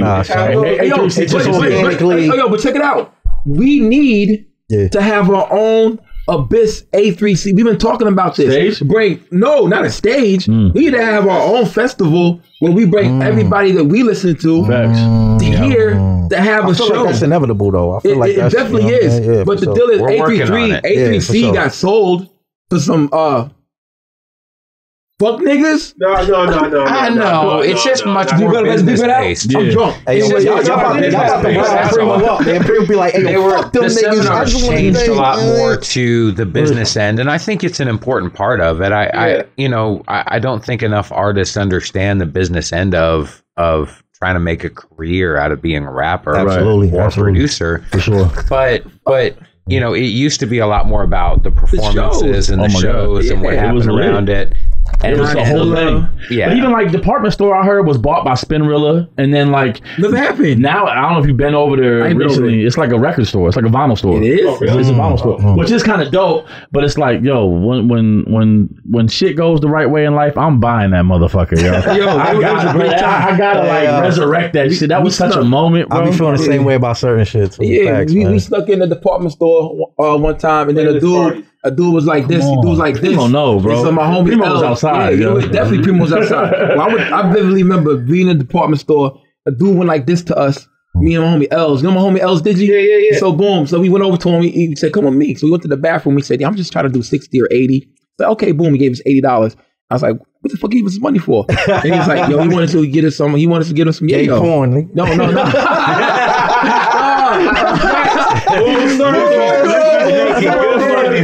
No, we wanted cocaine. We wanted cocaine. We directly went to the bar and bought drinks. That's what the kids calling it now. Yeah, not at all. Yeah, but that motherfucker was looking at us for the rest of the night like, yo, you got us? And we like, yeah, we got you. We left, yo. Word, but we made $80 that quick. That's fire, man. No. How old was you at the time? I was like, like 6 years ago? 28? That was a long time ago, bro. I was young as fuck. But yeah, back to the Billy Woods shit. It's no shade to Billy Woods. It's more so the reception. It's the reaction to him. You know what I'm saying? And like, I'm not as like reserved as like a Vegas sometimes. So it's like, I might say, and I really just like started following below the hip hop and shit like that. But it's like, I'll see something and it's like, you know, even when I said that, Buddy responded with like, "What did I do?" Or like, he said something like that. I don't know, like, that's crazy. It was an aggressive response. Right. But I was just like, God damn it, yo! Like I was just like, I'm thinking of all the MCs from Vega to Diamond to Planet Asia. Well, the dude was pretty definitive with his response when he at first posted. It was like, you know, Billy Woods all day or something. And it's like, he said something. I'm gonna tell you exactly what he said verbatim. I know this verbatim. I didn't know the other shit. I know this verbatim. He said, Billy Woods is the only artist. It better be Billy Woods. That's the only one that makes sense. That's what he said. Right. This is crazy. What a retard. Shout out to God Bless Beats. It's like, bro, it's like to use the Jay-Z line. Yeah, it's like to use the Jay-Z line. Like, it's like, bro, like, do you listen to music or do you just skim through it type shit? Like, you know, and it's like, I understand that you're a Billy Woods fan. And that's kind of like one of the things that I hate about the genre, whatever, you know what I'm saying? But at the end of the day, it's art and subjective. I understand. But it's like, yo, I get it. You have a favorite rapper and all that. We all have our biases and all that shit. Can we fucking be objective for one time in life type shit? Can we be objective and like give credit where it's due? Because that's one thing with me. It's like, bro, I don't have to like you as an artist in the sense of like, I could fuck around and like have some sort of like personal interaction with an artist where I'm like, hey, yo, this dude a dickhead, man. Like, I'm not fucking with him. And then, but at the end of the day, if he's nice, I'm gonna be like, yo, son's nice. Fuck him though. First and foremost, but second of all, yo, motherfucker can rap, son. He's nice. I always give credit where it's due. It'd be the opposite sometimes. It'd be like, yo, perfect example. early Vince Staples, I really fucked with. As it started progressing, I wasn't as in tune. But every time I see him in an interview or a podcast, I'm like, yo, I love this motherfucker, yo. So I became a fan almost because of the personality. Nipsey also. Nipsey as well. Yeah, Nipsey, someone like that too. But yeah, so it can go both ways. But I feel like, when it comes to that certain echelon of like MCing, when you start throwing that best word around or who had the best year or greatest year, it's like, yes, you could be a fan, but it's like there's factual things that take place. I like Rock. So Rock Morris is the artist in the year. It's like, come the fuck on, bro. Like, be objective, bro. Like, you know what I'm saying? That nigga qualified. Yeah, so, by the way, and not Rock specifically, but just as an example, you know what I'm saying? But Billy Woods did receive 1 vote for Rapper of the Year. I'm looking to the camera. He did. He received 1 vote. It's the nigga that you was. He's not going crazy. Talking about type shit. Boy. Hey, yo, but it makes sense. He's not really a part of this. Like Denzel Curry. It doesn't. Well, and I don't know what Below the Hip Hop is focused on, because they feature a lot of different stuff. They don't just feature this underground. That's a good point. What do y'all think dictates who or what is a part of this? It's an ecosystem in a niche. When you connected to people, Denzel Curry don't make no song with us. Billy Woods does make songs with us, but not to a lot of. Earl don't only make songs with Mike Hami. It's not like he qualifies. Hey yo, side note. This is on the same topic though, but like, hey yo, ain't Billy Woods? That's the rapper in Arm and Hammer, right? Like Billy Woods and the producer, Alchemist, right? Lucid. But it's not like he's coming down here. Oh, he's on the Wino Willie album. But even like Earl, Wino Willie, man, that dropped the album with Alchemist. One of my favorite producers. I'm just curious, like, what puts you in, what takes you out? I feel like, and it might be hard to quantify, I'm sure. That's why I didn't. You know what I'm saying? That's why I have everybody write down. I mean, for me, when I'm looking at it, I want to look at as many quantifiable things as I can, right? So is it somebody that put out quality releases, first and foremost? Because you could have 10 releases and 9 of them are garbage. Right. But that doesn't necessarily mean you had a great year. But did they put out multiple releases that were quality? So anybody that put out more than 1 for me that were really quality albums, automatically that's get a check in that box. Right. Did you play shows? Were you out? Were you connecting with fans personally? That to me is another box. What was your album release sale kind of like? Were you selling out of vinyls and CDs and tapes? Or that matters. Yo, a month later, are you telling people you still got vinyls? To me, that makes a difference in Rapper of the Year. And then I think one of the most important parts are you spitting bars? I mean, there's got to be, when I say quality of album, a large part of that is what you're presenting as product. Right. Also beats. The beats, you can't be rhyming on no, honestly, I can't, I'm sorry, West Side Gun. You can't be like, Tay Keith, motherfucker, sexy leg shit, and saying that this is a part of this ecosystem and niche, and you're a part of it, even though he really is. And Then You Pray For Me did get a vote or 2 for Album of the Year. And I hear a lot of people that aren't necessarily fans of this genre or niche of music say that was Album of the Year. And it go show you that West Side Gun got a lot of more fans, which is great, because the rabbit hole will put them down to us, and they'll be able to find you.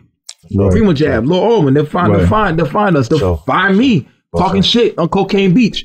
But you can't, the beats, the people you work with, you know what I'm saying? Oh shit, I forgot. Yo, I think you would make a good song with Uncle John. You know what I'm saying? Oh, you know what's crazy, man? You got a song with Uncle John? Nah. I was gonna say all that. But nah, like it's this dude that the dude that's a part of the Diggers, you know what I'm saying? Shout out Puzzle, you know what I'm saying? That dude, we actually linked with him to shoot Ram, and he manages Uncle John, you know what I'm saying? And so that's not, I say that to say that's not too far-fetched of an idea. And you know what I'm saying? Like, I listen to a lot of shit, man. Like, I think people have a misconception that I just sit around and listen to fucking Immortal Technique and Cannabis all fucking day. You know what I'm saying? It's like, I don't, nigga. I don't. You know what I'm saying? Like, yeah, I don't. You know what I mean? As scientific and as like technical as my shit is, it's like I don't just sit around listening to that shit all day. But like, but nah, I fuck with Uncle John, bro. Like he makes great music, son. He's dope. You know what I'm saying? I think styles complement each other. Yeah, you know what I'm saying? I'll say that. I say like there's certain artists that people are like, bro, we can hear you with insert artist here. And I'm like, nah, nigga, I can't see that shit. You know what I'm saying? Like, and that's not to say he's not a dope artist. Mm-hmm. That's not to say that the catalog that he offers isn't great. It's just to say like, motherfucker, we not even really in the same realm to where it's like, if we hop on a record, it's like, this dude might be rapping about this particular subject content with this particular cadence. Mm-hmm. And it's like, I'm going to be all the way over here. And I say that to say there's beauty and contrast at times. Yeah. But it's like, right. Yeah. But it's like, it'd be that odd. Right. But it's like, but it has to make sense. You know what I'm saying? And it's kind of the same thing with me with like producers. There's certain producers. I'm like very picky with producers and shit. Like there's producers out there that I think are dope as fuck at what they do. But it's just like, I really probably wouldn't really have no interest in working with them. And it's like, these are producers that get, you know, crazy love on the scene and they super dope. They got their own following and they've been putting in work for years, but it's like their particular artistry is just like, it just wouldn't really fit with the aesthetic of what I'm doing right now. You know unless they cook it up from scratch. I think what I really enjoy about your music, man, is I'm a big Ghostface fan. You know how he has a commentary before he say, go get your feet done, eat a dick. You know what I'm saying? Like, I love doing that. I love talking shit between the verses. I love that shit. Yeah, that's why I say this. Heat with the wife beater. Yeah, nigga, I was about to say, I was about to say, nigga, y'all ain't fucking with me. Hey, yo, the only man that can fuck with me is sitting next to me to my left, nigga. Like, y'all can't fuck with me when it comes to just talking my shit on records and shit like that in the beginning. And also, side note, that should be freestyled. Like, that ain't something I sit around and I'm like, I'm gonna say this. Like, I just were fucking killing me the other night. We were in the live with Maze and Coach to God. Yeah, yo. And shout out both of them. Shout out to Maze and Coach. Yeah, but New Year's Eve we were hanging out, and I'm telling you, I'm killing myself. That shit was a blast too, man. Yeah, it was funny. And then I was trying to chime in as well. Yeah. But yeah, that shit was hilarious. Nah, shout out to them guys, man. I had a fucking blast roasting, man. Like, yeah, but I'm from New York, man. It's like, bro, Coach and them OJ gloves. What was it? You called them the Nicole Killers? Oh, yeah. Hey, yo, that nigga Coach had on some isotone and shit. Hey, yo, but them shits was tight as fuck. He had these gloves on. You can see the knuckle. Like, nigga, you can see the vein, nigga, in his fist type shit. So all of a sudden in the chat, it comes through, he goes, Coach got them OJ, the Nicole Killers on. Nigga, facts. And I'm like, and I said, yo, if they don't fit, you must have quit. Yeah, nigga. I said, nigga, Bone Church bet you $20 that you can't crack your knuckles with them shits on, nigga. Like, shit's tight. Shout out to Coach, my God. So you know I'm fucking with him and shit. That's why I think that hip hop resonates with me a little bit more, because these are like sometimes just thoughts going into the music. Like, I ain't never cracked my knuckles. I've heard my grandma said you get arthritis doing that shit. Yeah, facts. It feels so good. But my mom said if you eat girls' pussy, you catch cancer. So like, yo, I'm like, yo, I got cancer. So, nigga, I have it now. Nigga, I got stage 4 terminal cancer. I got my beard for this cancer. My bad, mom. I be doing the cunnilingus. I'm saying, cunnilingus is crazy. But nah, yo, this motherfucker that, like, even on Summit Fever, where he's like, you gonna be working in Sonic rollerblades for the rest of your fucking life. Like that shit, I be sitting there hitting record, just looking at this motherfucker like stay working at High V or wherever the fuck. I be just looking like, what the fuck? Like, and he just be like, it just off the top with it. Nah, I love that shit. I love. But it's like, you know, it's like there's certain records that call for it, and there's certain records like I'm not gonna do that on Rem. Right. You know what I'm saying? Like Rem play, I'm not gonna be like, yeah, let me talk some crazy shit. It's like it wouldn't fit aesthetically, but like there's certain joints that you hear, it's like it got a certain energy where it's like, let me talk my shit real quick in the beginning of the record. And that's kind of, just to say briefly, like I don't really be doing that like just on my everyday social media shit where I'm just like, yo, let me talk my shit. First of all, y'all not fucking with my albums. I don't really do that like off duty, off the clock type shit. You know what I'm saying?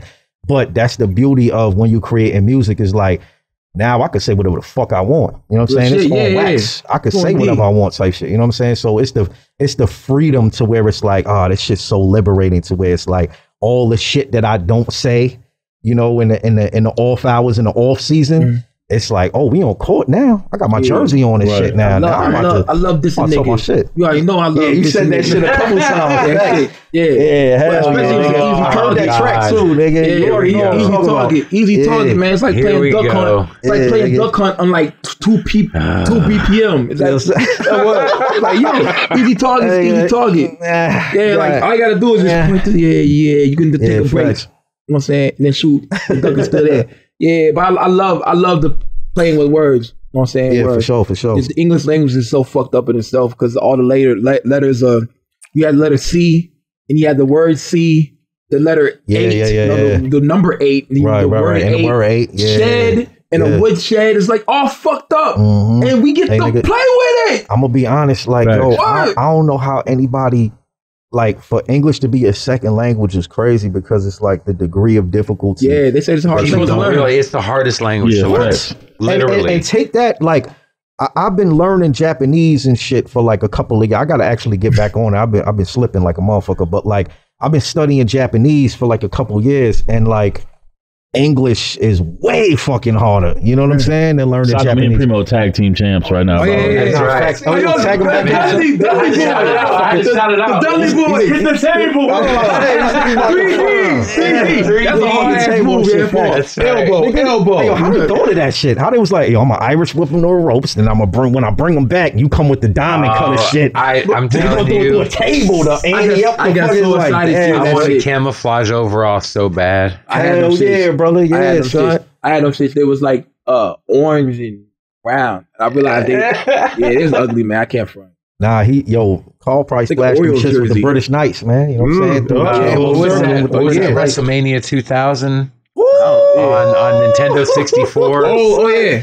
That Dudley's, that was all day long. Dudley's. And then when I created my own character, I kind of made a tag team partner for Rob Van Dam. But yeah, son. I remember that. It's a whole bunch of punching. Yeah. Hey, yo, that shit was legendary. That shit was legendary because it was like, bro, like the amount of customization options that you had was like, you could pick. And when I say pick your moves, I mean all your shits, not just the finisher. I'm talking about show like the style dummy, of the car dummy would be like it would show the move you was picking, and then we just keep doing the moves. You were looking at the 25 different DDTs that were in there, and you're just beating up on the dummy DDT. And then you're like, nah, so I want the double arm DDT. Let me throw that shit on my shit now. Facts. Yeah, the funny thing about all this commentary is this shit, when you actually unlock that gate, you know what I'm saying? Which I believe Primo Jab, Vega, you unlock that gate. All this is rhymes. All this could turn into a rhyme. It's beating up on the dummy. Like WrestleMania, I'll see you saying that. These are all metaphors. These are all this shit is rhyme. You can rhyme about anything, and that's what I enjoy about Vega. Hey, you can rhyme about an atom on the table. Atom, you already got. English like it's fucked up. Full circle. Atom, the first motherfucking human, maybe. Atom. You got a whole album in this room right now, son. Yeah.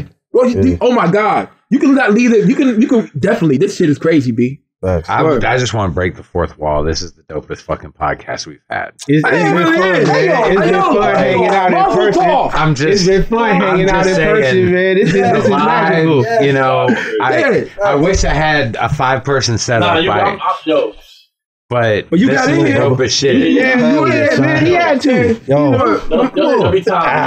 Definitely, man. Yeah, we gotta really, I think, commit to doing this like at least like once every 2 months or once every month. That'll be fun. We had some other folks that said they would make the trip. Yeah, the vibe, amazing coach. The vibe different too, because it's like you might do the podcast with somebody, and I understand everybody got lives and they got their shit going on or whatever, but you might be on the podcast and it's like, you interviewing a rapper or something, and it's like they kid in the other room and shit happens. You know what I'm saying? Where it's like, yo, pardon me, y'all, my bad. The dog barking crazy or something like, or the fucking Domino's guy came at the front door with the pizza. So it's like, I get it, but it's like when you here, you locked in. You don't have any of those fucking distractions. You know what I'm saying? And I love the fact that camera go out or something. Fuck the 3 we got others. But I love the fact that we can do Zoom podcasts because there are so many artists that we can't link up with. That's a fact. And it's dope, but being in person like this is just so much more engaging. We're talking, Agreed. Also, this motherfucker right here talk. It's not like we got a motherfucking beg this nigga to talk. So I think if I can speak, the fuck? you know what I'm saying? Well, look. The fuck? Hey. Yeah, no, look. Anyway, now y'all get to see. Look, hold on. Before we move too far along, man, y'all were into it while I was off scene. But the beginning of songs, I got a question. Why you say beginning of songs? Well, that's a long because I've been smoking this. I've been smoking. I had a little frog in my throat. It's the second time but it did sound like an old jive old man. So I'll take it. Let me ask you a question. What I was asking about. What I was asking about in particular though was the intro. First of all, Mount Martin. I don't want to move. I want to talk about rap shit because you hear, because I'm a fan of you being a rapper and you taking this rap shit serious and really spitting on some shit. I say all that to say, at the beginning of Mount Martin, the intro, who's doing that singing? Lord Owen? That's Lord Owen. You my man. You my man. Lord Owen, hey, that shit. The intro to that shit fit into son. Hey, yo, you already know my bro. That shit fit into that makes, to me, that's what made. That's what made that. I mean, that's what set off the vibe of the album. You know what I mean? And I feel like that project of yours, after coming off of Sleep Is the Cousin, which was just some real rugged, holy shit, this motherfucker knows how to rap type shit. Yeah, salute. Then out of nowhere, you come out with that shit with the Mount Martin, and it sounds like a modern era song, like it's competing with a person like J. Cole. And I'm not saying that to insult you, because I mean J. Cole is questionable, but that's the feel. That's the feel of that album. You know what I mean? I'm just being honest. Like that's how that album feels. Like it's in that. Thank you, brother. Type of criteria, as opposed to more so. I mean, well, it can. It's a singular album. I like it a lot. I wasn't thinking nothing about J. Cole. I listened to that one. Well, no, I only say J. Cole because I get what you know what I'm saying. Like I wasn't saying it in an insulting way. I was saying it because, first of all, not to speak for Vega. Nah, you good. But J. Cole's a fucking legend. I don't care how no one fucking feels. To be measured in the breath of it. Anyone that's had that type of career, it's like, it's never. You don't got to say no disrespect or no. That's 100. Fuck with J. Cole over here. That's 100. J. Cole fucked up Africa and that. I just don't like to compare people to people. You know what I mean? Yeah, that's all I try not to get offended by. I was just going to say this. I was just going to say to get his brother his flowers. You know what I'm saying? I remember creating that joint. You know what I'm saying? And just kind of like finding that sample, looping that shit how I wanted to, and everything. I had it how I wanted. Did you make all the beats on there? Yeah. The whole Mount Martin? Yeah, I did. I love that album even more, Joe. I was wondering who made that. Hey, bro. The drumless joint was I fuck with your album. I fuck with your brother. I mean, he got 4.0 with the Andrew Tate classes. Yeah. I was like, the Andrew Tate classes. 4.0 with these Andrew Tate classes.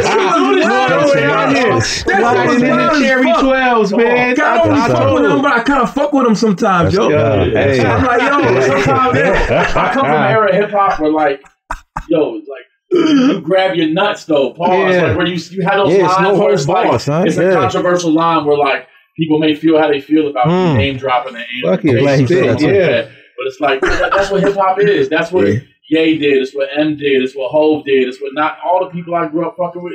They all had those moments. Push the boundaries, man. That line made me go like this. I'm glad he brought that up because I'm gonna say something after. Wow, but I love that album, Mount Martin. Mount Martin. Hello, brother. Hey, you'll enjoy it a lot. You'll enjoy it. Is that merch from there? What is that?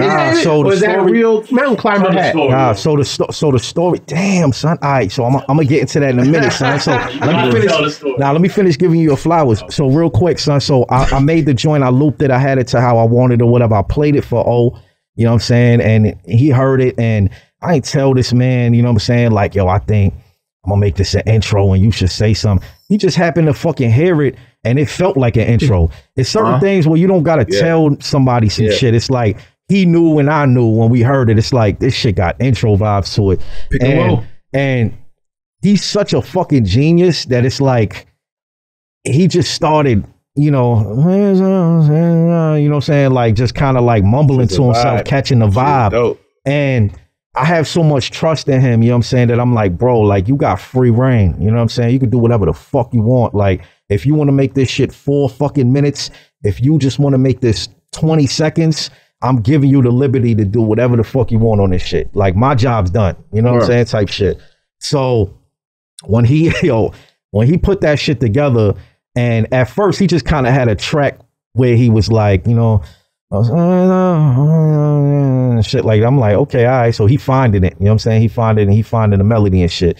And then when I heard it when it was done, I was like, bro, like you have just transformed this project into something that like transcends the stereotypes of what people think is this tear of the underground type and what it's supposed to be and its limitations of what it, you know what I'm saying, what it is and shit.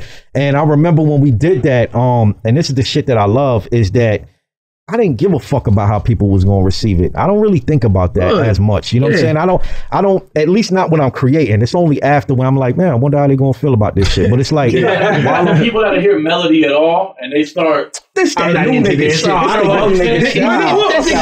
Y'all understood exactly what I was saying. Thank you. Right. But I was like, yo, this is dope. I said, what goes into being a part of this tier? Yes. I wasn't so much talking about the list, but it's like, what's the sound? What's the vibe? And still get consideration and still get, you know what I'm saying? Yes, you can. A lot of people are scared to experiment. You know this nigga, that's what made it dope. I don't think I seen it at all. Yeah, once I heard that, maybe I can follow and touch the sky. I'm like, nigga, what the fuck, man? This shit is crazy. Like, I still elevated it though. That's what I'm saying. Elevated the whole project. Yeah, I still think it was perfect. It was like, I still think it exactly. And then I set that shit off. I just took a clip. So actually, what y'all hearing in the beginning of the intro with the woman speaking French, that's not just her saying some random shit. That's actually a mountain climber, and she's talking about losing her friend climbing this mountain. You know what I'm saying? So she's talking about the fact that he didn't make it and how that impacted her emotionally and how she felt like, yo, you know, there wasn't really much I could do for him. You know what I'm saying? And it's very somber. You know what I'm saying? Very somber, very sorrowful. And then the notes that he's hitting just mesh with the emotions that she's trying to kind of convey perfectly, at least to me. You know what I'm saying? And like I said, when it was done, and then I just added the fucking, you know, the Montmartre, you know, Seul-et-toi du monde. So Seul-et-toi du monde actually means on top of the world. You know what I'm saying? And then Montmartre. So now I could get into the fucking story. So the whole thing with Montmartre is the way that title came about was, this actually ain't my merch. I wish this shit was my merch. I charged like $300 for this shit. You know what I'm saying? But it's actually one of the last hats that Rugby put out. You know what I'm saying? Where Ralph Lauren had the Rugby line and shit, and they discontinued it in 2012. So it was like, this was like the last hat they put out type shit. And I was searching for this hat since 2012 type shit. And like, you know, I missed out. I ain't go to the store and pick it up and all that shit. So I remember wanting it. And then I seen Rock Marcy do an interview like back in the day and shit. And he had this shit on. Yeah. And you know what I'm saying? I could send that shit to y'all too. But like, I remember seeing him with the hat and I'm like, yeah, he know what's up. You know what I'm saying? He got the fly Rugby shit on. So like, when I seen that, you know what I'm saying? I wanted that shit even more than I already wanted it. You know what I'm saying? And because something about that time period is just like, you know, it's has a deep impact on me and shit. You know what I'm saying?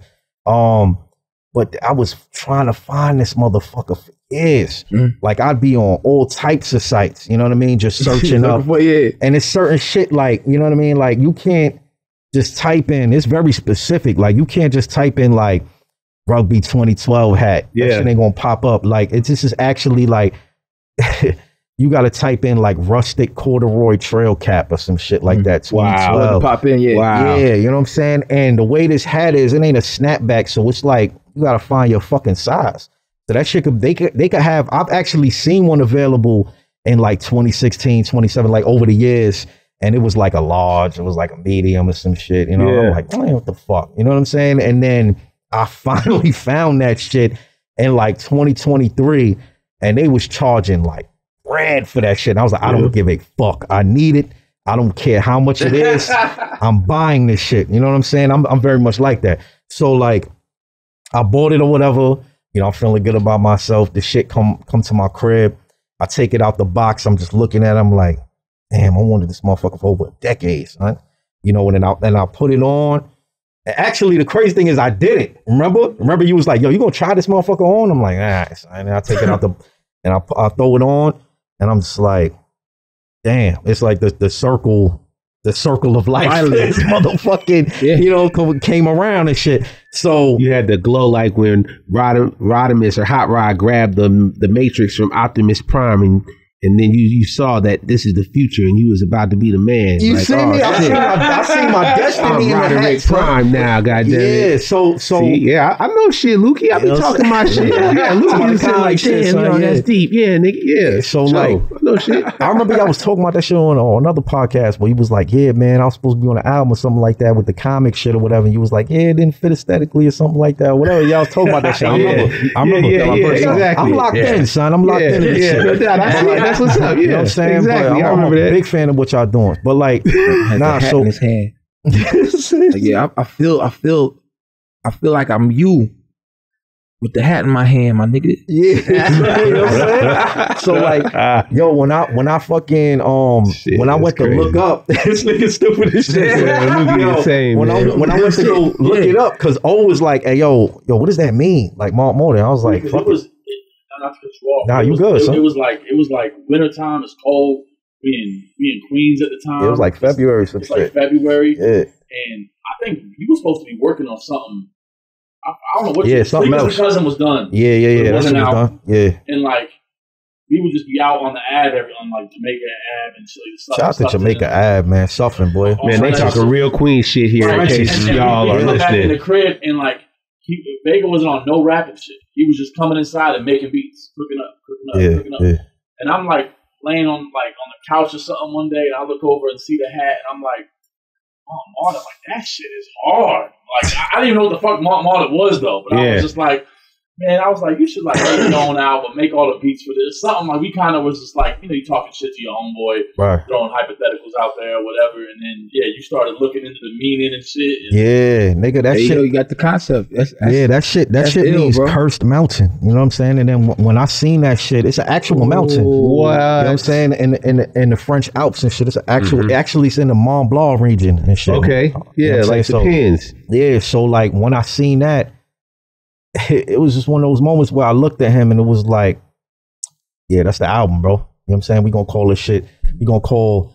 Actually, I wasn't even, like he said, I wasn't even working on an album at the time, but it was this thing where it was like, yo, I gotta drop an album called Mont Marta. You know what I'm saying? And that's how that shit came about, of finally acquiring this hat, looking up the meaning of the Cursed Mountain shit, and then gears started rolling. And I was like, yo, I'm about to drop a conceptual album about like a fucking Cursed Mountain, you know what I'm saying? Yeah. But it's also symbolizes just like the climb to success. Yeah, exactly. And it's just like, what are you willing to give up and the sacrifices you're willing to make it to the top and of that summit. And the pain of success. Exactly. You know what I'm saying? Yeah, absolutely. And that's when Summer Fever comes in. Why we named it that track. We named the track Summer Fever because it's like Summer Fever is an actual thing that climbers suffer from, where it's like you kind of become so caught up in trying to reach the summit that it's like you start making poor decisions.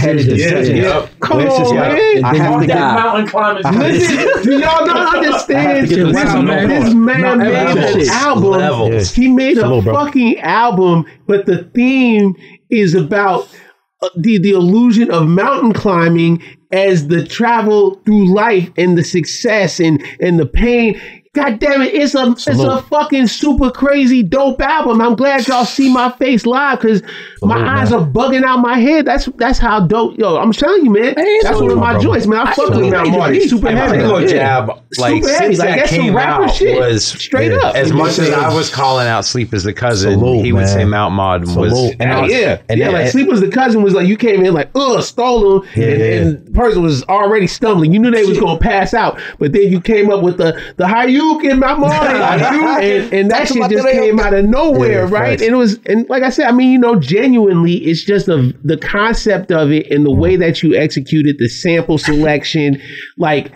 The one about what's his name, Alex Lowe or something. I think Alex Lowe, Alex Lowe. That song to me, yo, Joe, that song is like it's crazy because he's the invincible man, right? You know what I mean? And he achieved all these things, and he's talking about, in another life I would have been Marco Polo or some shit, right? You know, he thought he was the shit, right? But at the end of the day, he was the shit. He accomplished a lot of things, but at the end of the day, because of that fever, that trying, because you know, once you achieve things, you got to continue to achieve.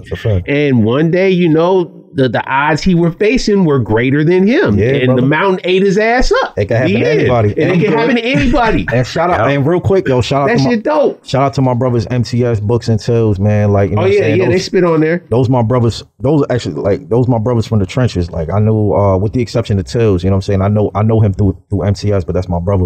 You know what I'm saying. But MTS and Books, like, I grew up with them. I knew them since I was like 5-6 years old. You know what I'm saying. So, you know, respect to those brothers, man. They gonna kill shit next year, man. Like. They're fucking geniuses. I love tracks with a lot of MCs on it. Well, not more than like 10, like, bro.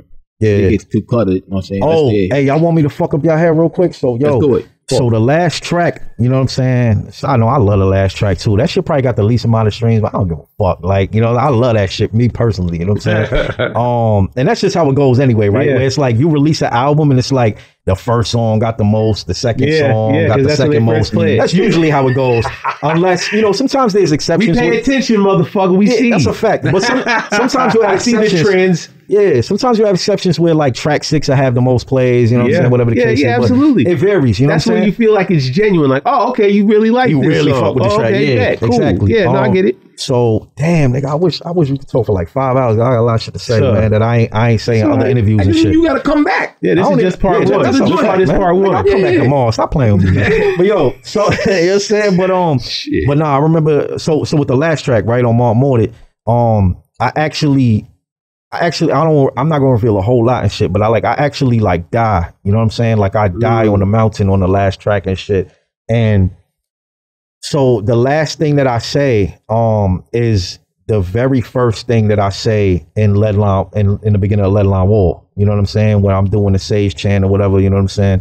The words that I say are the same words that I say at the end of Mount Morted. So it's actually meant to be kind of like a prequel to Lead Line Wall type shit. Okay. Wow. You know what I'm saying? Bring it like full circle. Yeah, you know what I'm saying? So Lead Line Wall actually takes place after the Mount Morted shit. You know what I'm saying? Wow. And you can hear the sound effects of somebody. So I'm dying and somebody's like digging me up in the snow and shit. And then they get me or whatever. So, but the whole thing, it's not the whole thing behind it, but just like I said, I'm not going to explain the entire concept, but like, it's basically like a demon that possesses me that allows me to like not die. So as long as this demon is tethered to me, I have a mortal life. You know what I'm saying? That's Lead Line Wall. But you got to think you're on a mountain. Yeah, exactly. But you got to think you're on a mountain. So it's like when we traditionally think of like demons, we think of like demons below us. You know what I'm saying? We're like, oh, hell is below us and shit. You know what I'm saying? So it's like if you climbing this tall ass mountain, think of it almost like a walkie-talkie where it's like the range, like I'm escaping the range and the grasp of this demon. So it's like as I'm climbing higher and higher up this mountain, the connection from this demon to me is growing weaker and weaker. So it's like now I can actually permanently die. You know what I'm saying? And it's like, luckily I was able to kind of like last second before I slipped away, channel this demon. And what I say is actually an incantation to invite the demon into me. You know what I'm saying? So once this demon is invited into me, now, you know, I'm back to life type shit. You know what I'm saying? And that's, like I said, this the first shit I say on Sage Mode or whatever. When you listen to those tracks, you'll understand. But what type of shit shit you on, man? Wow. Yo, boom, when you was growing up, live what was the shit you was watching when you was growing up? You was watching not the Kung Fu flicks when you got to the anime shit. I'm gonna answer that. Yo, side note, man, y'all motherfuckers think I'm out here just rapping. I'm not just out here rapping. I'm trying to create certain projects that, like, you know, make sense, and it's like, you know, I'm trying to explore just different ideas and different things in my artistry. I'm not just out here cat in the hat, rapping the back and shit. You know what I'm saying? That's cool. I mean, salute to that. That's cool. You know what I'm saying? But I like to just kind of experiment and do different abstract things. You know what I'm saying? But as far as with the sci, I'm into a lot of sci-fi shit, bro. When I was a kid, I was watching a lot of Twilight Zone, you know what I'm saying, with Rod Serling, the older episodes from like the 50s and 60s, late 50s and 60s. I was confused because they had different actors every time. I was like, but that's what made it ill, though. You know what I'm saying? It's like, bro,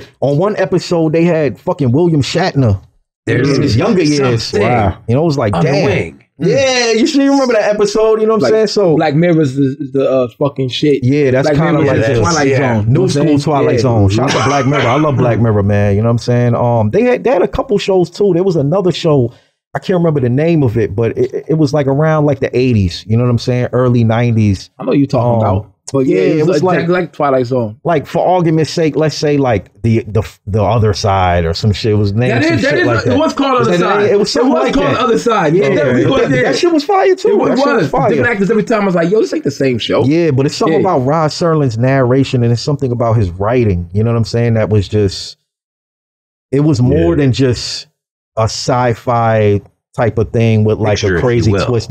Yeah, it's like, yo, the philosophy behind it. And like, this man is posing questions that are talking about like ethics and values. And like, I'm just like, damn, it's some deep ass shit. You know what I mean? It's more than just like aliens and all this other of your actions. Yeah, right. Because he always brings it back to like our morals and what we value and things like that. So I'm like, damn, you know what I mean? Like, it's just some deep shit. I was always into like anything sci-fi. You know what I'm saying? Like, I was always into fucking cyberpunk type shit and things of that nature, you know what I mean? Like, always interested me as a kid, you know what I'm saying? So I was into a lot of weird ass shit. I was into a lot of shit that it was like, that quote unquote wasn't perceived as cool in the hood. And I didn't give a fuck, you know what I'm saying? Because I was just like, motherfucker, I like it, you know? And side note, salute to a lot of those artists who are doing similar things where it's like they're not scared to, you know, like Diamond with the fucking Oroku Saki shit, where it's like he's not scared to do a Ninja Turtle album about Ninja Turtles. Real quick, let me say this. Like, you got a lot of artists out there, and it's like, you know, I get it. Everybody's in their respective lanes, and they doing what they want to do. And shout out to them. You know what I'm saying? But it's like, you got a lot of artists who are just like, they kind of feel like they gotta stick within this, like, nah, son, yo, it's the gangster lane. I can't leave out of this, or maybe they can't. Maybe they don't know how. Maybe they don't have the creativity. They can't. Exactly. But it's like, I don't think they can. But it's like, to the ones that's like faking the funk, and it's like, you know what I'm saying? You just kind of portraying the character, whatever. At the end of the day, I get it. Music is entertainment. So it's like, if y'all really out here believing 100% of what these motherfuckers are telling you, y'all out of y'all minds and shit. Like, ain't nobody jet skiing to a private island to meet the plug and niggas get 50 bricks and bring niggas not doing this shit. Karl is. Yo, facts. Karl's a fucking assassin, bro. That's Sunday. That means nothing. Bro, this shit about to detonate about 20 minutes, bro. We got 20 minutes left. Yikes. You know what I'm saying? But nah, son, so salute to artists like Diamond, you know what I'm saying? Salute to artists like Maze, bro, who just dropped the joint with the extraterrestrial joint with Wino Willie. You know what I'm saying? That shit was that album was amazing. Insane, man. Yeah, so like shout out to those artists and Wino Willie. That's a fact. And shout out to those artists who just aren't scared to quote unquote do some nerd shit where it's just like, bro, I'm just going to do what I want to do. And it's like, I'm not trying to portray a particular image, or I'm sure some of these artists feel like, man, I kind of want to do something like that, but I feel like if I do it, my fans will, or my supporters will just be like, yeah, man, he ain't keeping it real no more, whatever the case is. I don't think they know how though, Vega. I don't think that's probably true. I don't think they know how. I don't know. Hey, yo, boom, we talk later. But for sure. Pillars of Ivory, the Mind Force, Jay Petta. Jay Petta. You know what I'm saying? We got something going on. Remember when they did what's the shit with Sean Price? With the heavy metal shit? What the Sean Price, man? motherfuckers. Biohazard. Biohazard. Oh yeah. He wants to do something like that.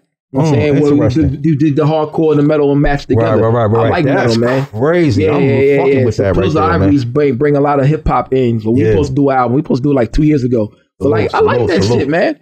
Sean Price is the first person that actually did that shit. That's fire. Sean Price was the first group to do it. Onyx. Onyx and Biohazard. Onyx, Onyx and Biohazard. Didn't have a soundtrack. The Judgment Night soundtrack. Right. So who was it? Sean. So it couldn't have been Biohazard with Sean Price. It was Onyx. It was somebody else, yo. But then you have we'll figure it out. What's your man's name? Ice-T? Yeah, Body Count was Body Count. Yeah, I mean, there's always a marriage between those two genres. Definitely. I think just for the sound alone, but then also, I mean, it's like cross fans. Like people are fans of music and things that make them feel however they feel. So it's like, I like a lot of fans. Heavy, Hell yeah, man. Hell yeah. Yeah. Yo, side note, man, I just want to say this randomly. I want to say this randomly, man. I said side note about 11 motherfucking times. It's all up. It's all right. It's a drinking game. I'm going to say this. We got to take another shot before we get out of here, too. I can't make it home. I'm going to do that. I'm saying, it ain't even my whiskey. I don't know. Hey, we all going to take a shot of fucking Karl's whiskey and shit. On him. Jameson. That nigga put a beat nuts. Go ahead. So, we talking about Juju?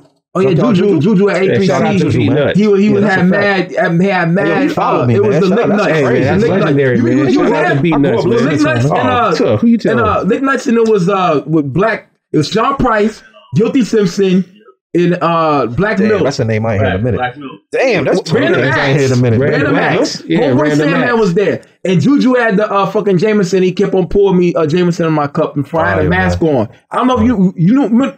I had a silver mask on. Damn, I was up front. That's crazy. And Sean Price rapped the verse to me like he's gonna whoop my ass. And I was like, yo, I feel so honored.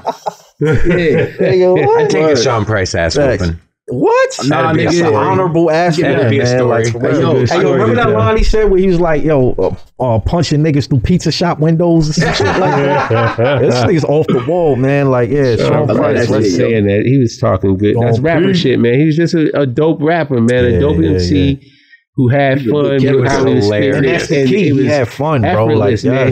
It's the type. It's inspiring the way that he rhymes, man. You know what I mean? That's why I think so many people were a fan of him. He's so creative, and it was just so off the top of his head. It sounded like this. So matter of factly, it was his style is unmatched, man. Yeah, he had a way of delivering it where it was like, I don't doubt he punching niggas through pizza shop windows, man. Like I can see it. You know what I'm saying? Like.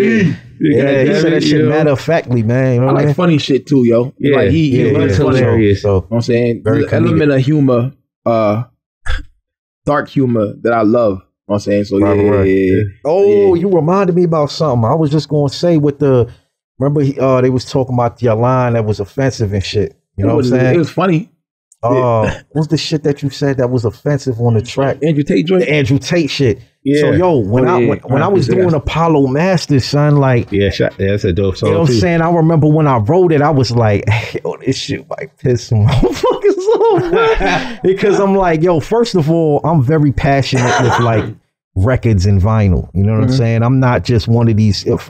I'm not one of these cats that's just like, oh, I got a vinyl there, yeah, that's cool and all. Like, nah, to me, it's like, damn, I have my music on a physical copy of my, I'm holding it in my hand. You know what I'm saying? So that's a major thing to me, especially growing up with my grandma and digging through her crates of vinyls. And I'm gonna be honest, like back then, I ain't had the authority to put them shits on the record player. Like, real shit. You know what I'm saying? That's a fact. I couldn't just get up and be like, yo, let me throw this Johnny Cash on the fucking, like, I couldn't do that shit. I get punched. Yeah, you know what I'm saying? My dad punched me. So the crazy thing is, like, I used to go through the crates and just admire the artwork, son. Like, I just used to sit there and be like, damn, I imagine what this sounds like. And I'll look at the back and I'll look at the like instrumentation of it, like what instruments was used, some of the credits. Sometimes you see like, oh shit, the same dude who mixed and mastered or engineered this other motherfuckers. You know, and I don't know shit from shit back then when I was a kid, but it was interesting as fuck to me. You know what I'm saying? So I say that just to say, man, like, like the whole like vinyl situation and knowing that like, man, like Apollo Masters burnt down, and it's like I'm sure a lot of people who are in that industry and a lot of people who are fans of collecting vinyl are like, man, that's a motherfucking sensitive topic to us, bro. You know what I'm saying? But like we was talking about with the O-line, it's like, bro, is this no holds barred or is it not no holds barred? It's no like, you know what I'm saying? Because it's like that shit. That's what I'm saying. So it's like, bro, like one thing I love about this genre of music is like, bro, like say whatever the fuck you want. Like, you know, there's nothing stopping you from saying whatever you want. It's just like, I mean, there might be consequences with it. You know, there might be people who are like, life. That's life. But it's like, I remember when I wrote the line, I was just like, bro, like this shit might not sit easy with some motherfuckers, but it's like, but I just, you know, I felt like, bro, I want to take it there. You know, it's a great metaphor, you know, burn your shit down like Apollo Masters. And I was just like, yo, make it like a little faux hook. Not a real hook, but it's like, I'm going to just kind of repeat it a couple of times. And it's like, that was the vibe that I was feeling for that particular track. Where I was just like, bro, like, that's the analogy I want to use. You know what I'm saying? But nah, this is a funny thing about saying shit that's kind of off limits or whatever. You know what I'm saying? Nah, that's a dope song. I mean, who cares? You know, I'm an Eminem fan. Stop feeling so bad. I'm an Eminem fan when we was dissing Nelly and Benzino and shit. He was saying some fucked up shit. Yeah, man, that's the off the wall. That's the best. Yeah, I like that. Yeah. I'm gonna kill you. You not a good but a girl to me. That type of shit. I love that shit. I think, but then we're not gonna hear that type of music on a large scale anymore. You're not gonna hear the Tyler Creators. Shit The like Bitch that, in You by Common. Oh my God, man. Did Jay Dilla make that beat? People just too scared. Okay, I'm just making sure. They are, but I love saying shit like. I think the people who like, not even just in song format, but like the people who maybe in podcasts, the people whatever. If you notice, the people who don't face repercussion is the people that don't start backpedaling and they don't start apologizing and they don't. They let the people decide like, okay, I know he means well. He's just whatever, getting some shit off, or he's joking, or he's whatever. But it's that second is like, as soon as you start dressing it all up, I don't mean to offend. I didn't mean on your ass. As soon as you start doing that, it's almost like you're talking to someone and you're like, yo, no disrespect, but now you're going to disrespect me. Now they take it as disrespect. You know what I mean? It's like you just got to stand on that shit. You know what I'm saying? Also, your fan base, if you have a very loyal fan base, ain't nobody canceling you.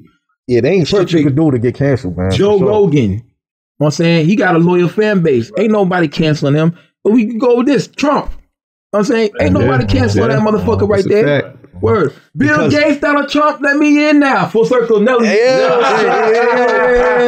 Wow. Metallic jeans. Metallic jeans. Wow. But side note, I think that goes back to what O was saying, where it's just like, you know, when you stand on your shit. When you stand, those are examples of people that you brought up that like, bro, I said what I said. It is what it is. You deal with it how you deal with it, but that sounds like a you problem. You know, so those are examples of individuals like that. I feel like it's the people, like you said, where it's like, you know, I just want to explain exactly what I meant. You know what I'm saying? There's no people that like people be like, oh shit, I gotta stop that. What am I doing?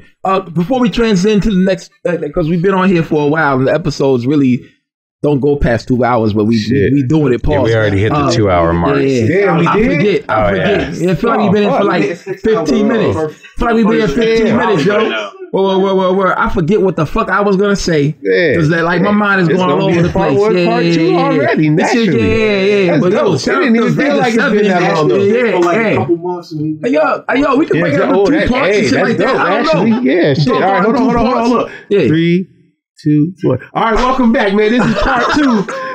This is part 2 of the podcast. I gotta take a piss. Hey, yo, no, check it out. That's a dope crime apple hat you got right there, yo. I appreciate it, man. You know how I do, man. You know. Hey, I'm wearing the same thing as the last episode. Isn't that crazy? Oh, yo, I wanted to say this too, man. Yo, as far as like, you know, the artist of the year, or rising star of the year, and the artist of the year both. You know what I'm saying? Album of the year and all that. As far as those, like my name being in those categories, with some heavy hitting motherfuckers. Like, yo, shout out to like Ty Farris, man. Yeah. Shout out Ty Farris. Shout out Ty. Hey, yo, the sounds that never left my soul. Yes, sir. Incredible album. Yeah. Undeniable. Like, Preach. That's like Ty at like his fucking finest. And like, look, I don't know how y'all feel, but I feel like that's some of Ty's best writing. Yeah, and I'm a huge fan of Ty Farris too. Huge fan of Ty Farris. I have never felt shortchanged on a Ty Farris verse ever. So I'm like, Ty Farris's verse. I'm like, I mean, he always is like, yeah, he been doing it since the first shit when he had to get big worse to find out a rapper. But that's one of those ones though. Like, to me, that album and then also Fluorescent Mud. Those are my two. Those are the two. It's the marriage of his top level pen. I'm like, check these two out right with now. The uniqueness of the production on those albums. Yeah, that like Ty Farris is always impressive. Right. Well, when Ty Farris gets the right production behind him as well, it's this other level of like genius. And I don't want to take away from anything else that he's put out or nothing like that, but I'm saying exactly those two specifically, especially. I mean, like, look.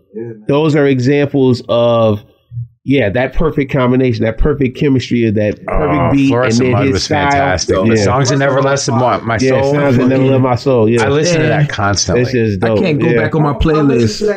Fuck, man. Yeah, I'm not one of these artists. Like, I'm sure people probably think I live in a fucking bubble or whatever, where I don't come outside. I'm just a dude in the castle tower. That's what we said. But it's like, bro, I be doing my homework on the scene. I do my research. I listen to a lot of these artists, and for two reasons. One, it's like, yo, there's certain artists that I listen to for entertainment because I think they're dope. Yeah, you're a fan of this music. What they do, the music shit.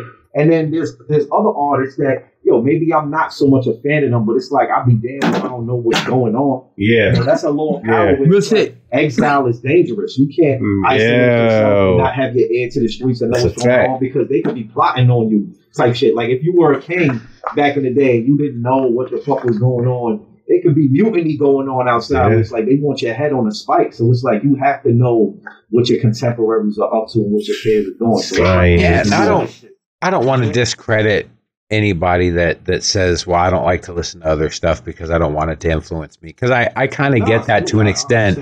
Yeah. But as an artist, for me, you can miss out on really great art. And I don't care what format of art that you're in.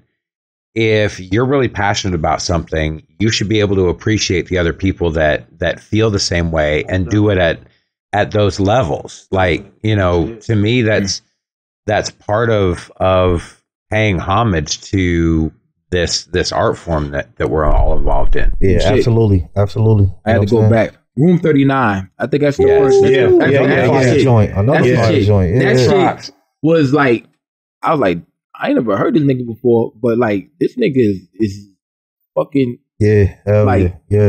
What the fuck? I remember we interviewed him. I was like, yo, this nigga is this season like Lowry's, my nigga. He just put it back out. Word. I only saw the instrumentals on sound. We call it the Spotify. Was it just the instrumentals? Maybe. Yeah. I was like, Room 39. Yeah, that was my first experience with Ty Farris. I was like, yo, this motherfucker is savage. Yo, he another one of the apex predators on the scene, hands down. You know what I'm saying? I'm gonna say this too, like, just as far as some of the underrated names, like, man, I know we talk about, the Titans and shit like that. Of course, you can't not bring their name up. You know what I mean? But yo, there's some underrated names in there too. Like, I'm gonna be honest, like, one of my favorite artists on the scene is Josiah the Gift, man. Yes. You know what I'm saying? And I think I'm a nerd for structure and shit like that. You know what I mean? So it's like the shit that he's doing is one of one. Like, nobody else is rapping like him as far as him doing the run-on bars right in over the page margin, and he'll bring it back 2 bars later to rhyme with the. Nobody's fucking doing that shit, man. You know what I'm saying? And like, I think dude is like incredible, man. You know what I mean? And I admire his artistry a lot. You know what I'm saying? Some rappers are doing arithmetic and he's doing calculus. Yeah, that God is gracious shit, man. Shout out to SB11 too. SB11. Yeah, it was incredible. Yeah. Yeah, shout out to SB, man. Yo, I would love to work with SB11 at some point. You know what I'm saying? Like, there's a lot. Wino Willie's another one that it's like, man, Give us a top 5. Because I'm stealing that from Primo Jab. Give us the top 5 producers that you would like to work with in this lane. Shit, man. Damn. So leave out the Havocs and of course, the RZAs. Oh man, yeah, because I ain't gonna hold you. Yo, RZA makes some crazy whack shit right now. Yeah, you don't want any of his beats now. Yo, man, he gave Dumb Dirty a foul of 80 beats. All them shits was whack, man. It sound like the shit he did on fucking MTV Cribs or whatever. Hey, I'm gonna say this. Yeah, okay, go ahead. I'm gonna say this, man. Oh, man. We might edit that. We might fuck up my fucking new guys. Hey, this nigga about to lose his Sprite sponsorship, son. I don't care, man. That shit might never come out anyway, man. Fuck that shit. Anyway, salute. Nah, I was just gonna say, I was gonna talk about that before. So like, top 5. Damn, bro. I was gonna say, because if we going outside of this tier, then like Anna Moss is probably like my favorite producer type. You know what I'm saying? I think the type of shit that he's making, like, if I'm kicking, because I have multiple bags, I'm not just Sage Mode and then just fucking like Dakota Arms or whatever. You know what I'm saying? There's multiple pockets that I can get into and shit. But it's like, I think if I'm in some of those, like the pocket with some of those joints I did on Sleep is the Cousin, like Voice in the Wind, the Mutiny Ram, Stonefish Venom, and joints like that. I think when I'm in that bag, I think what me and Anna Moss could create is like some masterful shit. You know what I mean? With his soundscape. Yes, bro. Shout out to that project.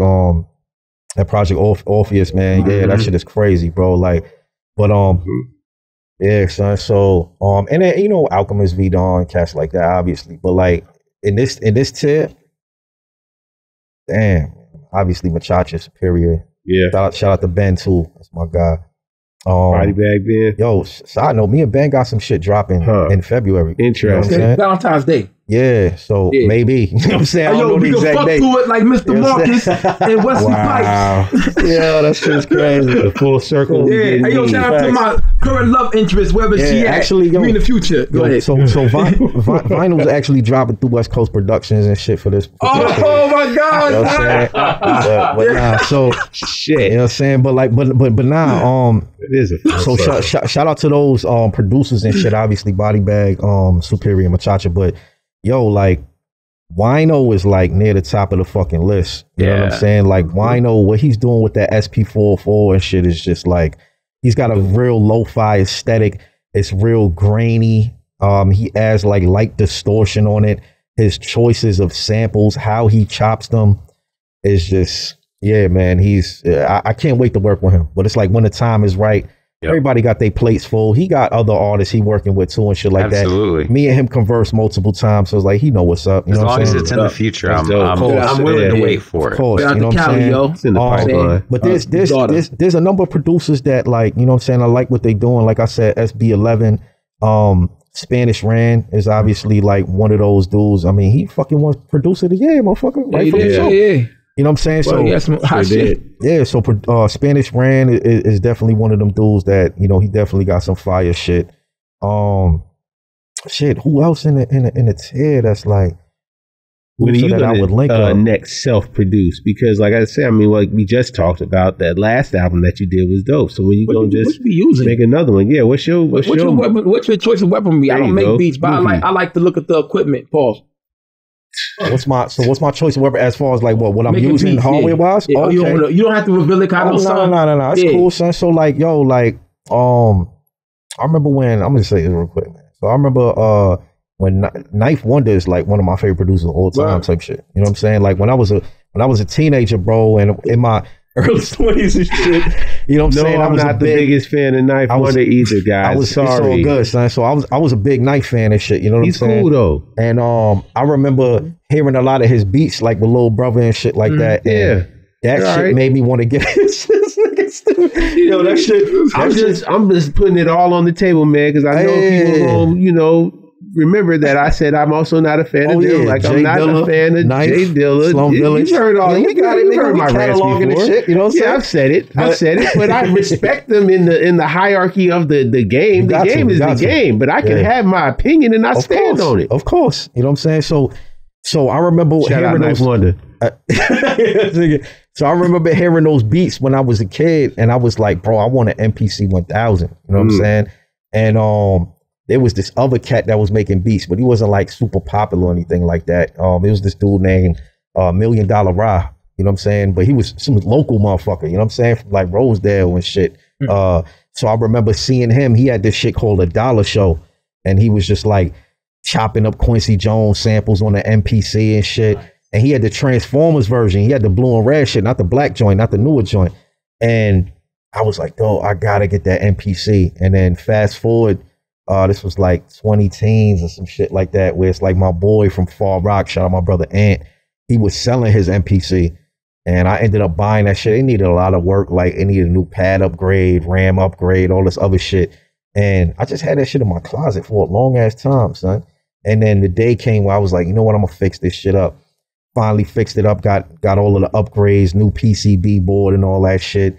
Glow in the dark pads, all that shit. Threw the Vega stick on the shit and all that. And I say all of that to say, I've like, you know, I've dabbled with it a little bit and messed with it, but for the most part, it's just in my closet until I feel like I'm at that point where it's like, yo, we just gonna fully utilize it. I got a record player, I got all the chords for it and everything, but I actually bought a MIDI controller. I bought a Arturia Keylab Mark II, the 49 key. I know shit. Nothing about these things. I just but he asked, so I'm like, I'm with you the whole time. I know nothing about the technology. I just know I like what comes out of it. Yeah, nigga, like I remember I wanted a motif for the longest, you know what I'm saying? But them shits was bread at that time, and I was like, man, I can't even do it. But like, so I cook up all my shit on that. You know what I'm saying? I cook all my shit on the Arturia joint, and I have Arturia started out making software, so they started out making like synth programs to like emulate, basically synthesizer emulators and shit like that. And then they finally made like actual hardware MIDI controller. So I say that to say, when I bought the Arturia joint, that shit came with like a bunch of different like the Matrix 12 synthesizer. You know what I'm saying? That shit came with the Moog joints, like the, you know what I mean? It came with a lot of different synthesizers and shit like that, CS80 and shit like that. You know what I'm saying? So I cook all my joint on that. And what the fuck else I'll be utilizing this shit? I mean, that's mainly it. I use that for the pads, and then sometimes I'll like add certain keys to some shit like that. But I mean, that's mainly it. I got a whole bunch of vinyls though, like a whole bunch of them shit. So you sample off the vinyl? Oh, my bad. So you sample off the vinyls? Nah, not yet. You know what I'm saying? Like I actually sometimes what I'll do is I'll like look at the vinyl or whatever, and I'll see like what song it is, and then I'll like go and then like try to grab that joint off the internet or whatever. You know what I'm saying? So, but yeah, like, and that's to say, like I said, I have all time the to start though. You got a hell of vinyl. It is time to start. You know what I'm saying? I got mad shit. So, but yeah.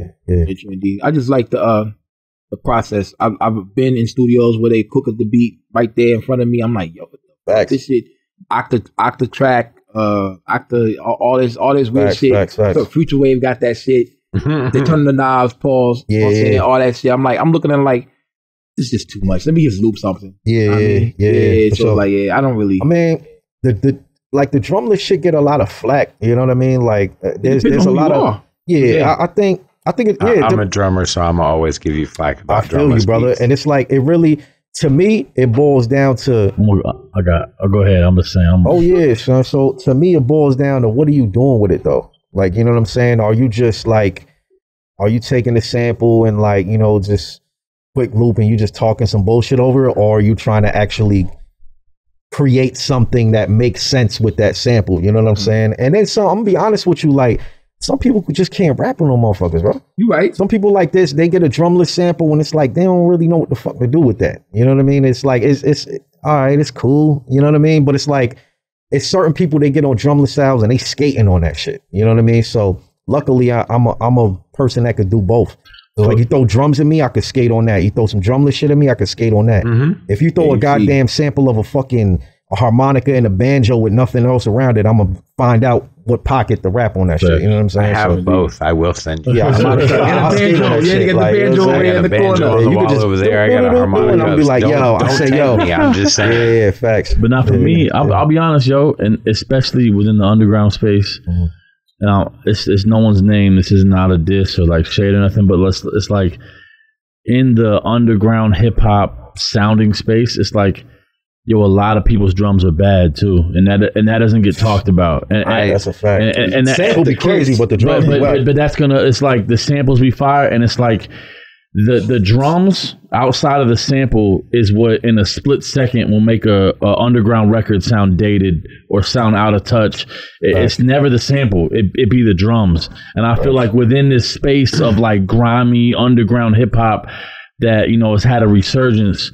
I feel like there's very few people who do the drums the right way. And I mean very few. I can't even name someone consistently on a song-by-song basis.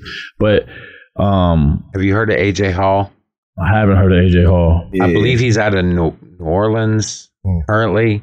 But he's a touring musician, but he also cooks beats. And he sells beat packs. But like his knowledge of not just play style, because the guy can play, and this is coming from a drummer, right? But it's all of the other stuff that goes into the recording process and what goes into really punching up a kick sound or trying to get a certain sound out of the snare. The guy is brilliant. Brilliant. And I know there's separation between underground and mainstream, but I think if you go back to like those, not even the golden era, but even like early 2000s and stuff. Like when you're listening to Blueprint or something, and you hear like the drums that Bink is using or the drums that Just Blaze is using, and obviously I'm naming fucking legends. You know what I'm saying? But it's just like, to me, that's drums to me. You know what I'm saying? That like drums that like you can make a hip hop track, it can be underground, and your drums should still be able to fucking knock. You know what I'm saying? Yeah. And it's like in this boom bap space, you get a lot of I'll call out Big Ghost. You know what I'm saying? Ghost, like a lot of you don't hear a lot of cats in these space where even if you're playing it in the car, it's like that shit ain't like you're not feeling it. Yeah, not like maybe you don't know what you're doing. Yeah, but they're not mixed and mastered. A lot of the shit is not mixed and mastered. I don't think it's even that though. It's the specific. They don't know how to program drums. A lot of these cats, you know what I'm saying? Mars was not. I hate to say this. No, I don't hate to say this. Whatever sounds good to me, it sounds good. So there's a lot of shit that don't have no drums. I'm like, there are always exceptions to the rule. Sep's gonna be like, that shit sucks. It don't got no beat. It don't got a beat. Those drums. But it sound like I'm a big fan of Droog, Fahim, and Mock right now. A lot of they shit just don't sometimes knock. It don't. But I just like the sample because the loops don't stay still. I hate the Killer Army. Just one sample over. I want my shit to move. Yeah. You know what I'm saying? Pause. Side note, what's this count? Number 14, I'll say. Side note, this shit might be 34. Probably 34. 36 chambers. 36 chambers. So, three other producers in the scene, man, that a lot of people might not be familiar with that I want to work with is A.O. Shamir. Shout out A.O. Shamir, yeah, that's my brother right there. Shout out Shamir, my brother Wiz Kelly, you know what I'm saying? And are y'all on the Wiz Kelly? No, not yet. Oh my God, yeah. Wiz Kelly out of this world. Yeah, for just sure. Overall artistry from production, rapping, melody. Just out of this world. And last but not least, my brother Aloe 8. Aloe 8, shout out, yeah. Aloe 8, man, like the shit that I love about Aloe, man, is like is actually what you was talking about, where it's like his beats take so many twists and turns. Yeah, sometimes. I like this shit. Where it'd be like after the 8th bar, it's a whole nother fucking beat. You know what I'm saying? I love that. And he'll shit. strip the drums for a couple of bars, and then he'll bring the drums back. It's like a whole roller coaster ride of shit going on with his beats. You know what I'm saying? Yo, shout out Shamir. I did bars in 995. The episode hasn't dropped yet, but the beat I rap over up there, Shamir actually did that beat. Shout out Shamir, yo. We shout out to my homie DJ Dread-Eye from Northampton, the same place where Alan Moore lived. You know, Alan Moore did V for Vendetta, Killing Joke, and all that shit. He did the same place there. Yeah. And that's my whole shit. Like, boom, the song might start like this, but it's gonna go to this and go to this right here. It don't ever stay still. And like that's why I like the whole soundscape of film right there. He did the Power Cosmic album, everything. But boom, I didn't know. I thought a French producer. Yeah. Oh, did the Marmota shit? Oh, that's wild. Yeah, I was like, because you don't have it's not listed there. Is it on there? It's on the. I think you said it when you was posting it, but you didn't like harp on it. Or some shit. Say it like, oh yeah, you did the whole thing. And I'm gonna be honest with you. I'm gonna be honest. Surprise! I'm a dope producer. Surprise, nigga! Surprise, nigga! Yeah, like side note, I wasn't gonna count number 37. You know what I'm saying? So like, I wasn't gonna mention that shit. You know what I mean? I remember talking to you about that shit, and I was like, yo, I'm not gonna put that I produced it or whatever. I kind of just want to ghost produce it.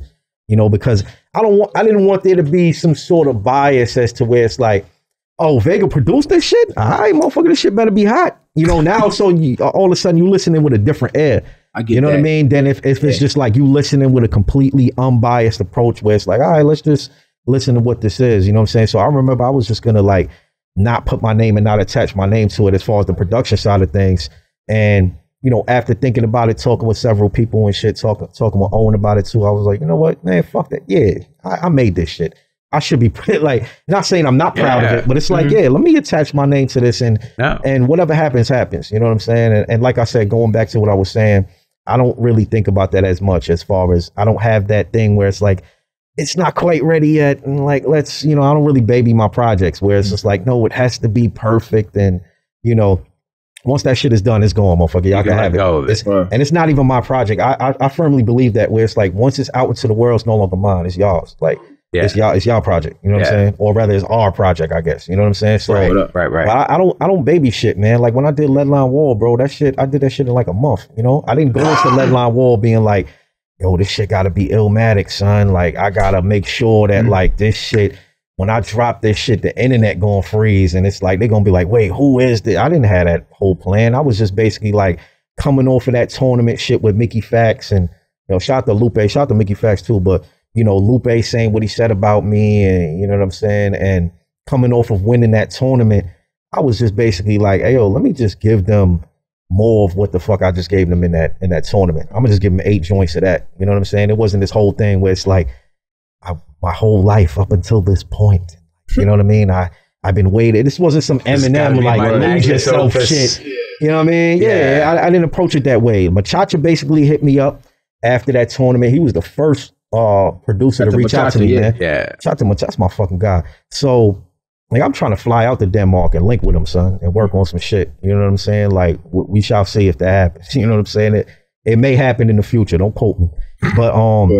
But I remember, Machacha hit me up. He was one of the first producers to reach out to me, and I knew who he was before that. You know what I'm saying? Like I had seen his name or whatever. And mind you, I'm coming from 87 followers. I had 87 followers. And then jumping up after that tournament and Lupe being like, yo, man, Vega's one of the greatest rappers I ever heard. Like him saying that and me winning the tournament, I woke up the next day to like 2,000 something followers and shit like that. And that basically, that basically kickstarted my career. You know what I'm saying? Where I was just like, now when I drop music, I have people actually waiting to listen to this shit. Mm-hmm. So, that transformed everything. But I remember Machacha basically just sent me like a little 30 pack or whatever. And I just picked some joints. Maybe I swapped out 2 and was like, nah, I changed my mind. Let me get these 2 instead or whatever. And I just started going to fucking work. You know what I'm saying? And this is back, I was living in Binghamton. I was in New York, you know what I'm saying? Upstate. And anybody that's been in Binghamton and shit, it's like, and it's during winter. So it's like, not a whole fucking lot going on in Binghamton. You know what I'm saying? It's basically isolation, major snow. You know what I'm saying? This shit is like, I might as well have been in a fucking log cabin or some shit. Like, so I remember just locking myself. I had this big ass like walk-in closet. You know what I'm saying? I remember just going into the closet and writing joints and shit like that. I had the whole setup in the closet. Just, you know what I'm saying? Recording the joints and, recording Sage Mode and recording Power Code and recording Dakota Arms and all these joints and sending them. I think I waited till I had damn near everything. And then I sent it off to Machacha, and Machacha was like, yo, sounds good to go. And then he was like, yo, this shit is dope. This is fire. And I remember at this time, like, I didn't have anything to compare this shit to. So I remember thinking to myself, like, yeah, you think this is dope? Like, you think it's like you on the scene, what they want to, I don't fucking know this scene. Mind you, before that, I didn't know about, bro, I thought the only motherfuckers that could get vinyls is like, oh, you had to be lit. You had to be like Ransom or some shit like that, or somebody that was like, nigga, you signed to Columbia or some shit and they handle that type of stuff. You know what I mean? So I didn't know, like, oh, you got this guy Martin from Copenhagen. You got Rap the Winkle. You got fuck rap. You know what I'm saying? Like you have, shout out to Tough Kong and them. You know what I'm saying? I didn't know about all of these labels that were pressing vinyl, and it's just like, I mean, if you have the connections, you can get your shit pressed with them. You know what I'm saying? So I had no prior knowledge up until this point. And I remember, my fault, son. I was gonna say his last shit and wrap it up, son. So I was gonna say when we finally like finalized everything, it was mixed and mastered, and I heard it back. I'm like, shit, sound good to go. And then I remember Machacha being like, yeah, man, you know, I'm gonna holler at Copenhagen Crates. And I'm like, what the fuck is Copenhagen Crates? Nigga, what the fuck are you talking about? So like, you know, and then he was like, yeah, we'll do the vinyl thing. And, you know, I remember Cope approaching me. Well, he didn't approach me. Actually, Machacha, I didn't speak to Copenhagen at this point and shit. You know what I'm saying? So that was old to Machacha. And then Machacha came back. He was like, yeah, we're thinking about pressing X amount of copies. And you're saying you're going to get this back and we're going to split it. And I seen the number, you know what I'm saying? I mean, it wasn't no astronomical number where it was like 20 racks or some shit, but it was like, nigga, I'm getting this. Yeah. For just rapping, nigga. Like, you know what I'm saying? I remember going like, damn, hell yeah. Like, all right. So, and then he did the thing. Shout out to Ty Farris, man. Shout out to Balls with BS. Like, if I ever drop CDs and tapes, it's through Balls with BS. You know what I'm saying? Like, I'm not putting that shit out there nobody. So, unless it's a situation where it's like a producer or somebody else, they got their own in-house shit, and sometimes you compromise or whatever the case is, you know what I'm saying? But I remember getting the CDs and tape situations through Balls with BS, and you know, got that number back, and I'm like, all right, son, like I can actually make money off of. It was a foreign fucking concept to me before, where I'm just like, bro, you get paid. I can get paid to rap. I already rap. But you mean to tell me there's people out there that's like, listen, we think you rap so good that we willing to pay you money for doing this and getting in front of a mic and doing this shit. You know what I'm saying? So I was just like, oh, this is the fucking big leagues, bro. I'm like, bro, nigga, next month I'm gonna have a project with Rock Moss or some shit. You know what I'm saying? Like, in my mind, I'm like, oh, I made it type shit. You know what I'm saying? So, and then needless to say, you know, finding out a little bit after that of how shit works, and it's like, oh, so this is how you do. Okay, this person handles this, and it's like, all right. So, but back then I was green as fuck, man. I was a rookie. I didn't know nothing from nothing. But yeah, it's been a crazy ride, man. It's been a crazy ride, and just creating my art and seeing how people gravitate towards it. And that's another thing I'm gonna say is that I don't have the biggest fan base. Or I don't even like to say fan, but I don't got a bigger supporter base and shit. But it's like the people that tap in with me, like, you know, they tap in with me heavy, man. The people that show me love, it ain't like, oh yeah, Vega's dope. It's like, motherfucker, Vega's top 5, or motherfucker, it's Vega for me as far as like my favorite rapper right now type shit. You know what I'm saying? I'm not somewhere in the middle of the pack of their list. You know, when they're very vocal about supporting my craft. You know what I mean? And that's, I remember when I seen Leadline Walls sell out, and I'm like, damn, that shit sold out. And obviously it ain't sell out in 30 seconds. People didn't know who the fuck I was. So they was kind of like, yeah, who this? You know what I'm saying? I didn't have that impact yet to where it's like, yo, this Vega dropping. You already know what time it is. You want to get all the Vegas together, like trading cards, yeah, it wasn't at that level yet where I was making the type of noise I'm making now and shit. But it's like, I remember seeing it finally sold out. And it took a little bit of time, you know what I'm saying? But seeing the last copy go, and then going over the Balls with BS, and then seeing the last CDs and tapes go, and I was like, damn, son. Like, yo, like I'm on to something, son. Like I found a formula, and they're receiving it, you know, and then people talking about it months later, people like Diamond, you know what I'm saying? It had such an impact on him when he heard it that he was like, bro, I feel a type of way where it's like, I got to bring up his name. And then later on, seeing Ty Farris bring up my name on y'all podcast, and seeing other individuals, like, and that's the thing. Like, a lot of the people that bring up my name in this space are like top dogs. You know what I mean? Like elite motherfuckers that are running shit right now. You know what I'm saying? And it's just like, it's an honor to see how. Compliment. Yeah, it's an honor to see how far I came, man. Because I remember just being in my basement writing rhymes and starting out on rap battle forums at 14 and doing text battles and audio battles and shit. College club. But having somebody come up and say you're really dope, I'm a huge fan, is cool. Yeah. I mean, really cool. Yeah. But having somebody that you look up to or you respect say, wow, you're fucking dope. Yeah, man. I mean, it's different. A whole nother ball game. Different. It's the number one thing. Yeah. Whole nother ball game, because that's like, I didn't have anything to compare it to. I mean, it's like, imagine you've been boxing and training in your fucking basement for like 15 years and shit. And your uncle comes down periodically and he like, nephew, man, yo, your footwork nasty. You nice with them hands out here. And it's like, I don't like, you know what I mean? Like, but it's not until people that you don't know who don't owe you shit at all. These people don't gotta say that. You know what I mean? It's like, sometimes you think like your friends, it's like they feel obligated, like, man, yo, you nice, man, because you my homie and shit. You know what I'm saying? And your mom's always gonna say, your mom's always gonna call you handsome, nigga. You know what I'm saying? Your mom's gonna be like, you the most handsome man. You know what I'm saying? But it's like, it's not until people that don't owe you shit is like, bruh, you nasty. That it's like, okay, now I'm starting to get a clearer picture. And it's like, one thing that helped me is I was always realistic about where I was at in my writing and how dope I was or whatever at whatever current point in time.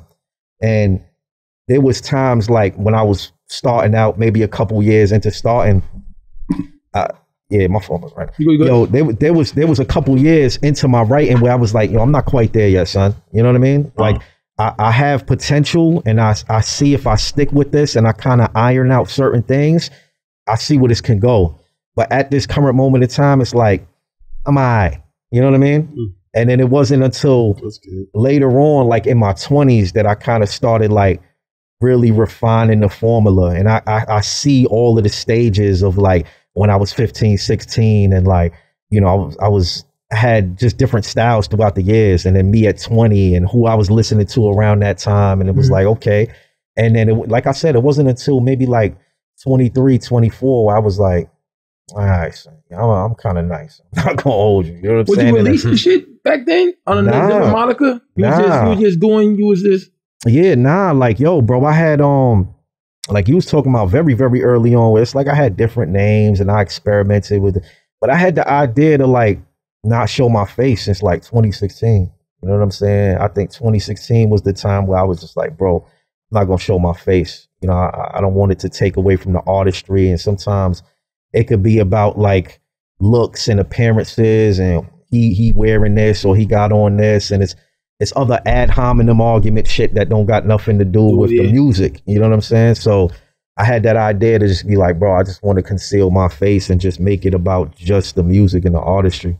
It wasn't until, I wasn't releasing anything. I had an idea to drop an album, obviously, but that shit just never came out. I did that whole thing where you in the fucking closet with the circuit breaker right there. You got the bullshit ass Yeti Blue mic or whatever the fuck, and you got that shit hooked up to your mom's Toshiba laptop and Fruity Loops and shit. And you're like, all right, punch me in. You know what I'm saying? I've been through all of them phases. Like, I've recorded. I'm no stranger to recording, but it's like I never recorded anything and actually put it on like an album. You know what I'm saying? Actually put something together. I think a big reason to that too was like, I'm gonna make an album. Fucking 6 people gonna hear that motherfucking shit. You know what I'm saying? So it's just like, I'm gonna just wait and see. And I was just like, yo, it's just gonna happen organically. And say that shit for part 2, man. You know what I'm saying? But bro. I definitely feel this is part 2, I thought. No, I mean, we can't have a part 2. I gotta go to work. You know what I'm saying? I gotta sober up too, yo. But this has been a great episode. There's much more questions to ask, and there's much more layers to tap into. There's also more, for lack of better words, buffoonery to be had. Yes. Yeah. I just want to say this before I get out of here, man. I'm a big fan of what y'all are doing, man. Y'all are the best fucking podcast doing this shit, hands fucking down. Anybody that argue that can eat a dick. Aside from that, just seeing like from y'all not knowing who I was and being introduced to me, and then fast forwarding, time goes on, listening to my music, me dropping Sleep is the Cousin, y'all tapping in, y'all listening to that, receiving that well, me dropping Mont Mortar, y'all receiving that well, me receiving the Rising Star Award, me being nominated for Album of the Year, me being nominated for Artist of the Year, and then to being here, you know what I'm saying? Because we actually had talks. Like I I was supposed to be on this shit a minute ago. You know what I'm saying? I was man on my line sure, with my daughter in the park. Yes, like, come on the show, man. Yeah, I was my daughter playing with the soccer ball. Hey, man, come on the show, man. So I know I was dying laughing when I seen that episode. I was like, oh shit, I know, son. But now it's like I should have been on this joint, but it's like I really wanted this particular time. You know what I'm saying? You, bro. And it's like I just felt like I don't know. If something was telling me, yo, like pick this date, this is the time or whatever. I felt compelled to come on this time. So the fact that y'all were patient enough to be like, all right, you know what, Veg? We got you. If you want to come on at this time, we'll lock you in. There was no hard feelings. Y'all wasn't like, you know what, this dude's like, he being a diva or he being a bougie, he too good for the show. And I know y'all, we joke around and shit. Y'all was joking like, we give you a hard time. Of course, you know what I'm saying? But the fact that y'all was like, why are you ducking this? Yeah, you know what I'm saying? I think I was the one that was like, yo, let the motherfucker get his nut off. You know what I'm saying? Like, okay. I'm like, yo, man, fuck it. Like, yo, and then Superior was setting up the interviews. I'm like, we didn't have a solo episode of just Vega. We had Superior and Vega separate, so they both get their own little. They get for sure. I like that. You know and just seeing, this shit come to a fruition. You know what I'm saying? And it's a reality that I'm actually here right now. When, like I said, 2 years ago, I had 87 followers and nobody who knew who the fuck I was. If I would have hit up certain producers back then, they wouldn't even have opened the fucking DM probably, where they just like, what the fuck is this? So it's like to see all of these things happen in real time. And, y'all motherfuckers like celebrities to me, where it's like, I watch so many fucking episodes of y'all shit that it's like to be here in the same room with y'all rocking. And it's like, this been a long time coming. And this is just, it's evidence that like certain things are destined to happen. You know what I'm saying? And certain things are just like, you doing your thing, man. In the words of Nas, it's like it was written. You know what I'm saying? So I'm just walking the path. You know what I'm saying? I'm just honored to be here, bro. And I'm honored to give great music. And I'm gonna be, that's the last thing. I'm gonna be here for a fucking minute. I know me being on Abyss and having the first live episode is gonna piss a lot of you motherfuckers off. I don't give a fuck. Fuck y'all. Keep hating. I'm going to keep dropping shit. I'm going to kill this year. I'm going to kill the next year, the year after that. And y'all motherfuckers is not going to get rid of me, bro. Vega7 The Ronin, tap in now, or you just going to have to tap in later. The choice is yours, bro. Lawton, Queens, get the motherfucking money. NY, shout out to Abyss Podcast. Once again, the best podcast doing this shit right now. Salute. I'm fucking out of here.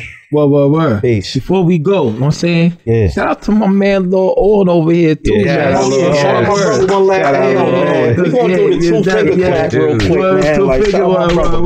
man. Because like, he made this episode fire as well, like real shit, yo. I'm over here on the daddy juice. I'm gonna figure out how to get a 5-person setup in here. I'm working. I'm gonna have to break my drums down, but I think I can do it. Yeah, this was special. Or I can get a stool. And sit up behind. I'll work it out. I'll figure it out. Yeah, facts. Something like that, yo. But boom, you can take the Vader spot. Oh yeah, I could. Oh yeah, that's a fact, bro. That's only for 5. Hit the green or red button on his chest. Also, y'all don't know, man. I found out that my man Lord Owen over there is a Star Wars fan. After that, my face lit the fuck up. That's Star Wars. Star Wars taught me how to be a man. You know what I'm saying? So word. Salute to Star Wars. We'll definitely have him on the show as well. Get him a little solo episode as well. You know what I'm saying? We're going to have more of these episodes as well. Before we get off here, I know we've been on here for a long time. You know what I'm saying? But boom, Karl, what you got for Vega before we hop off here? Man, I mean, I'm a fan. We talk outside of this. Sir. But as much as I knew, we can play some FIFA later. As much as I knew this was going to be a fun episode, I don't know that I could have imagined losing my voice over it. So, I appreciate you and Lord Owen for coming out. Well, shit. And really Primo Jab and Lukey, we got to do our first all together podcast, which I think is the dopest shit ever. It is. It's magnificent. Yeah. I feel like I'm on Arsenio Hall right now. So it's a monumental moment. All this. From walking into a back room with a Crime Faces shirt on, and this man said, "What hood is this?" That's right. Yeah. Oh, that's how y'all link? Yeah. He was my boss. He was my boss. But most bosses be like, most bosses be whack. You know what I'm saying? Yeah, that's a fact. I'm like a step under his job when you move up. So he walked to the back. I'm like thinking like, why is Bill Burr back here? But then he said, well, who is this? Then I'm like, yeah, I've been looking for you, man. They say you did this, that, and the third. I was like, oh shit, this motherfucker knows what the fuck he's talking about after that. Oh yeah, and he used to help me. That was the biggest thing. Before he would leave, he would help me. Ain't no other co-manager ever helped me talking. You would help me. Well, I wasn't gonna stand there talking hip hop and shit with you and just stand there watching you work. No. Here's what happened. I'm gonna touch you. I can move some boxes while I'm talking to you. I come in 3 hours early sometimes, and they break. The co-managers break out. That's why they love me. That's why I was making all the money. They love me. This motherfucker would stay. And but after a while, I was like, I realized how far I had to drive. I was like, you need to fucking, why you got no suitcase? Stay overnight. But all this from that, I appreciate you, Karl. Thank you for making this happen in the Stationary Hall of Justice. I don't know. That's a Raekwon line. I appreciate y'all great. We got pretty much what you got for Vega before we hop out of here. Hey man, I just want to salute Vega for continually being on some ill rapper shit, man. It's really appreciated that people are trying to actually take being a rapper serious or being an MC serious and spitting some raw shit, man, actually writing some dope shit out. The concepts, once again, thank you for making the beats and the concept for the whole Mount Martyr. That shit is dope. It's a really fresh album.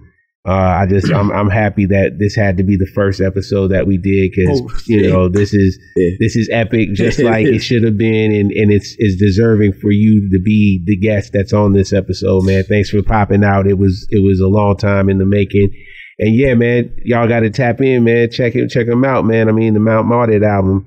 I'm trying to tell you, it's a dope album. If you're not in tune. You got to tune. I'm gonna end it. You know what I'm saying? Hey, yo, boom. I'm pretty sure most of my fans already tapped in. So, but here's the deal. Tell your friends. Tell your friends. Yeah, tell them. Tell your friends. If you're just checking this out, subscribe and subscribe. Pass it. Give them the alley-oop. You know what I'm saying? Because a lot of people still don't know who the fuck Griselda is. So it's like, boom. That is. There's still people out there, and I tell them to go back 4 or 5 years to get the good shit. Hall and Ass 2 drop, that's some good shit. But boom, go tell a friend about Vega7, you know what I'm saying? We didn't even get to the part where we talk about the 7 and Vega7, you know what I'm saying? Boom. But that's episode 2, man. So boom, there's a lot to unpack with this brother right here. Like I said, it's masterful with the art of the English letters and dialect, you know what I'm saying? It's just mastery, you know what I'm saying? Boom. Thank you, bro. Yeah. Once again, episode 124 of the Abyss Podcast, West Coast Productions is our sponsor. Yeah, Wesley Pipes. I think he had cancer, he beat it. You know what I'm saying? My mom said, you give head, you get the cancer. Wesley Pipes was giving too much head to the bitches and caught the cancer. Damn. You know what I'm saying? He's held down. Out of there. We'll see y'all next week. Peace. Pray for me.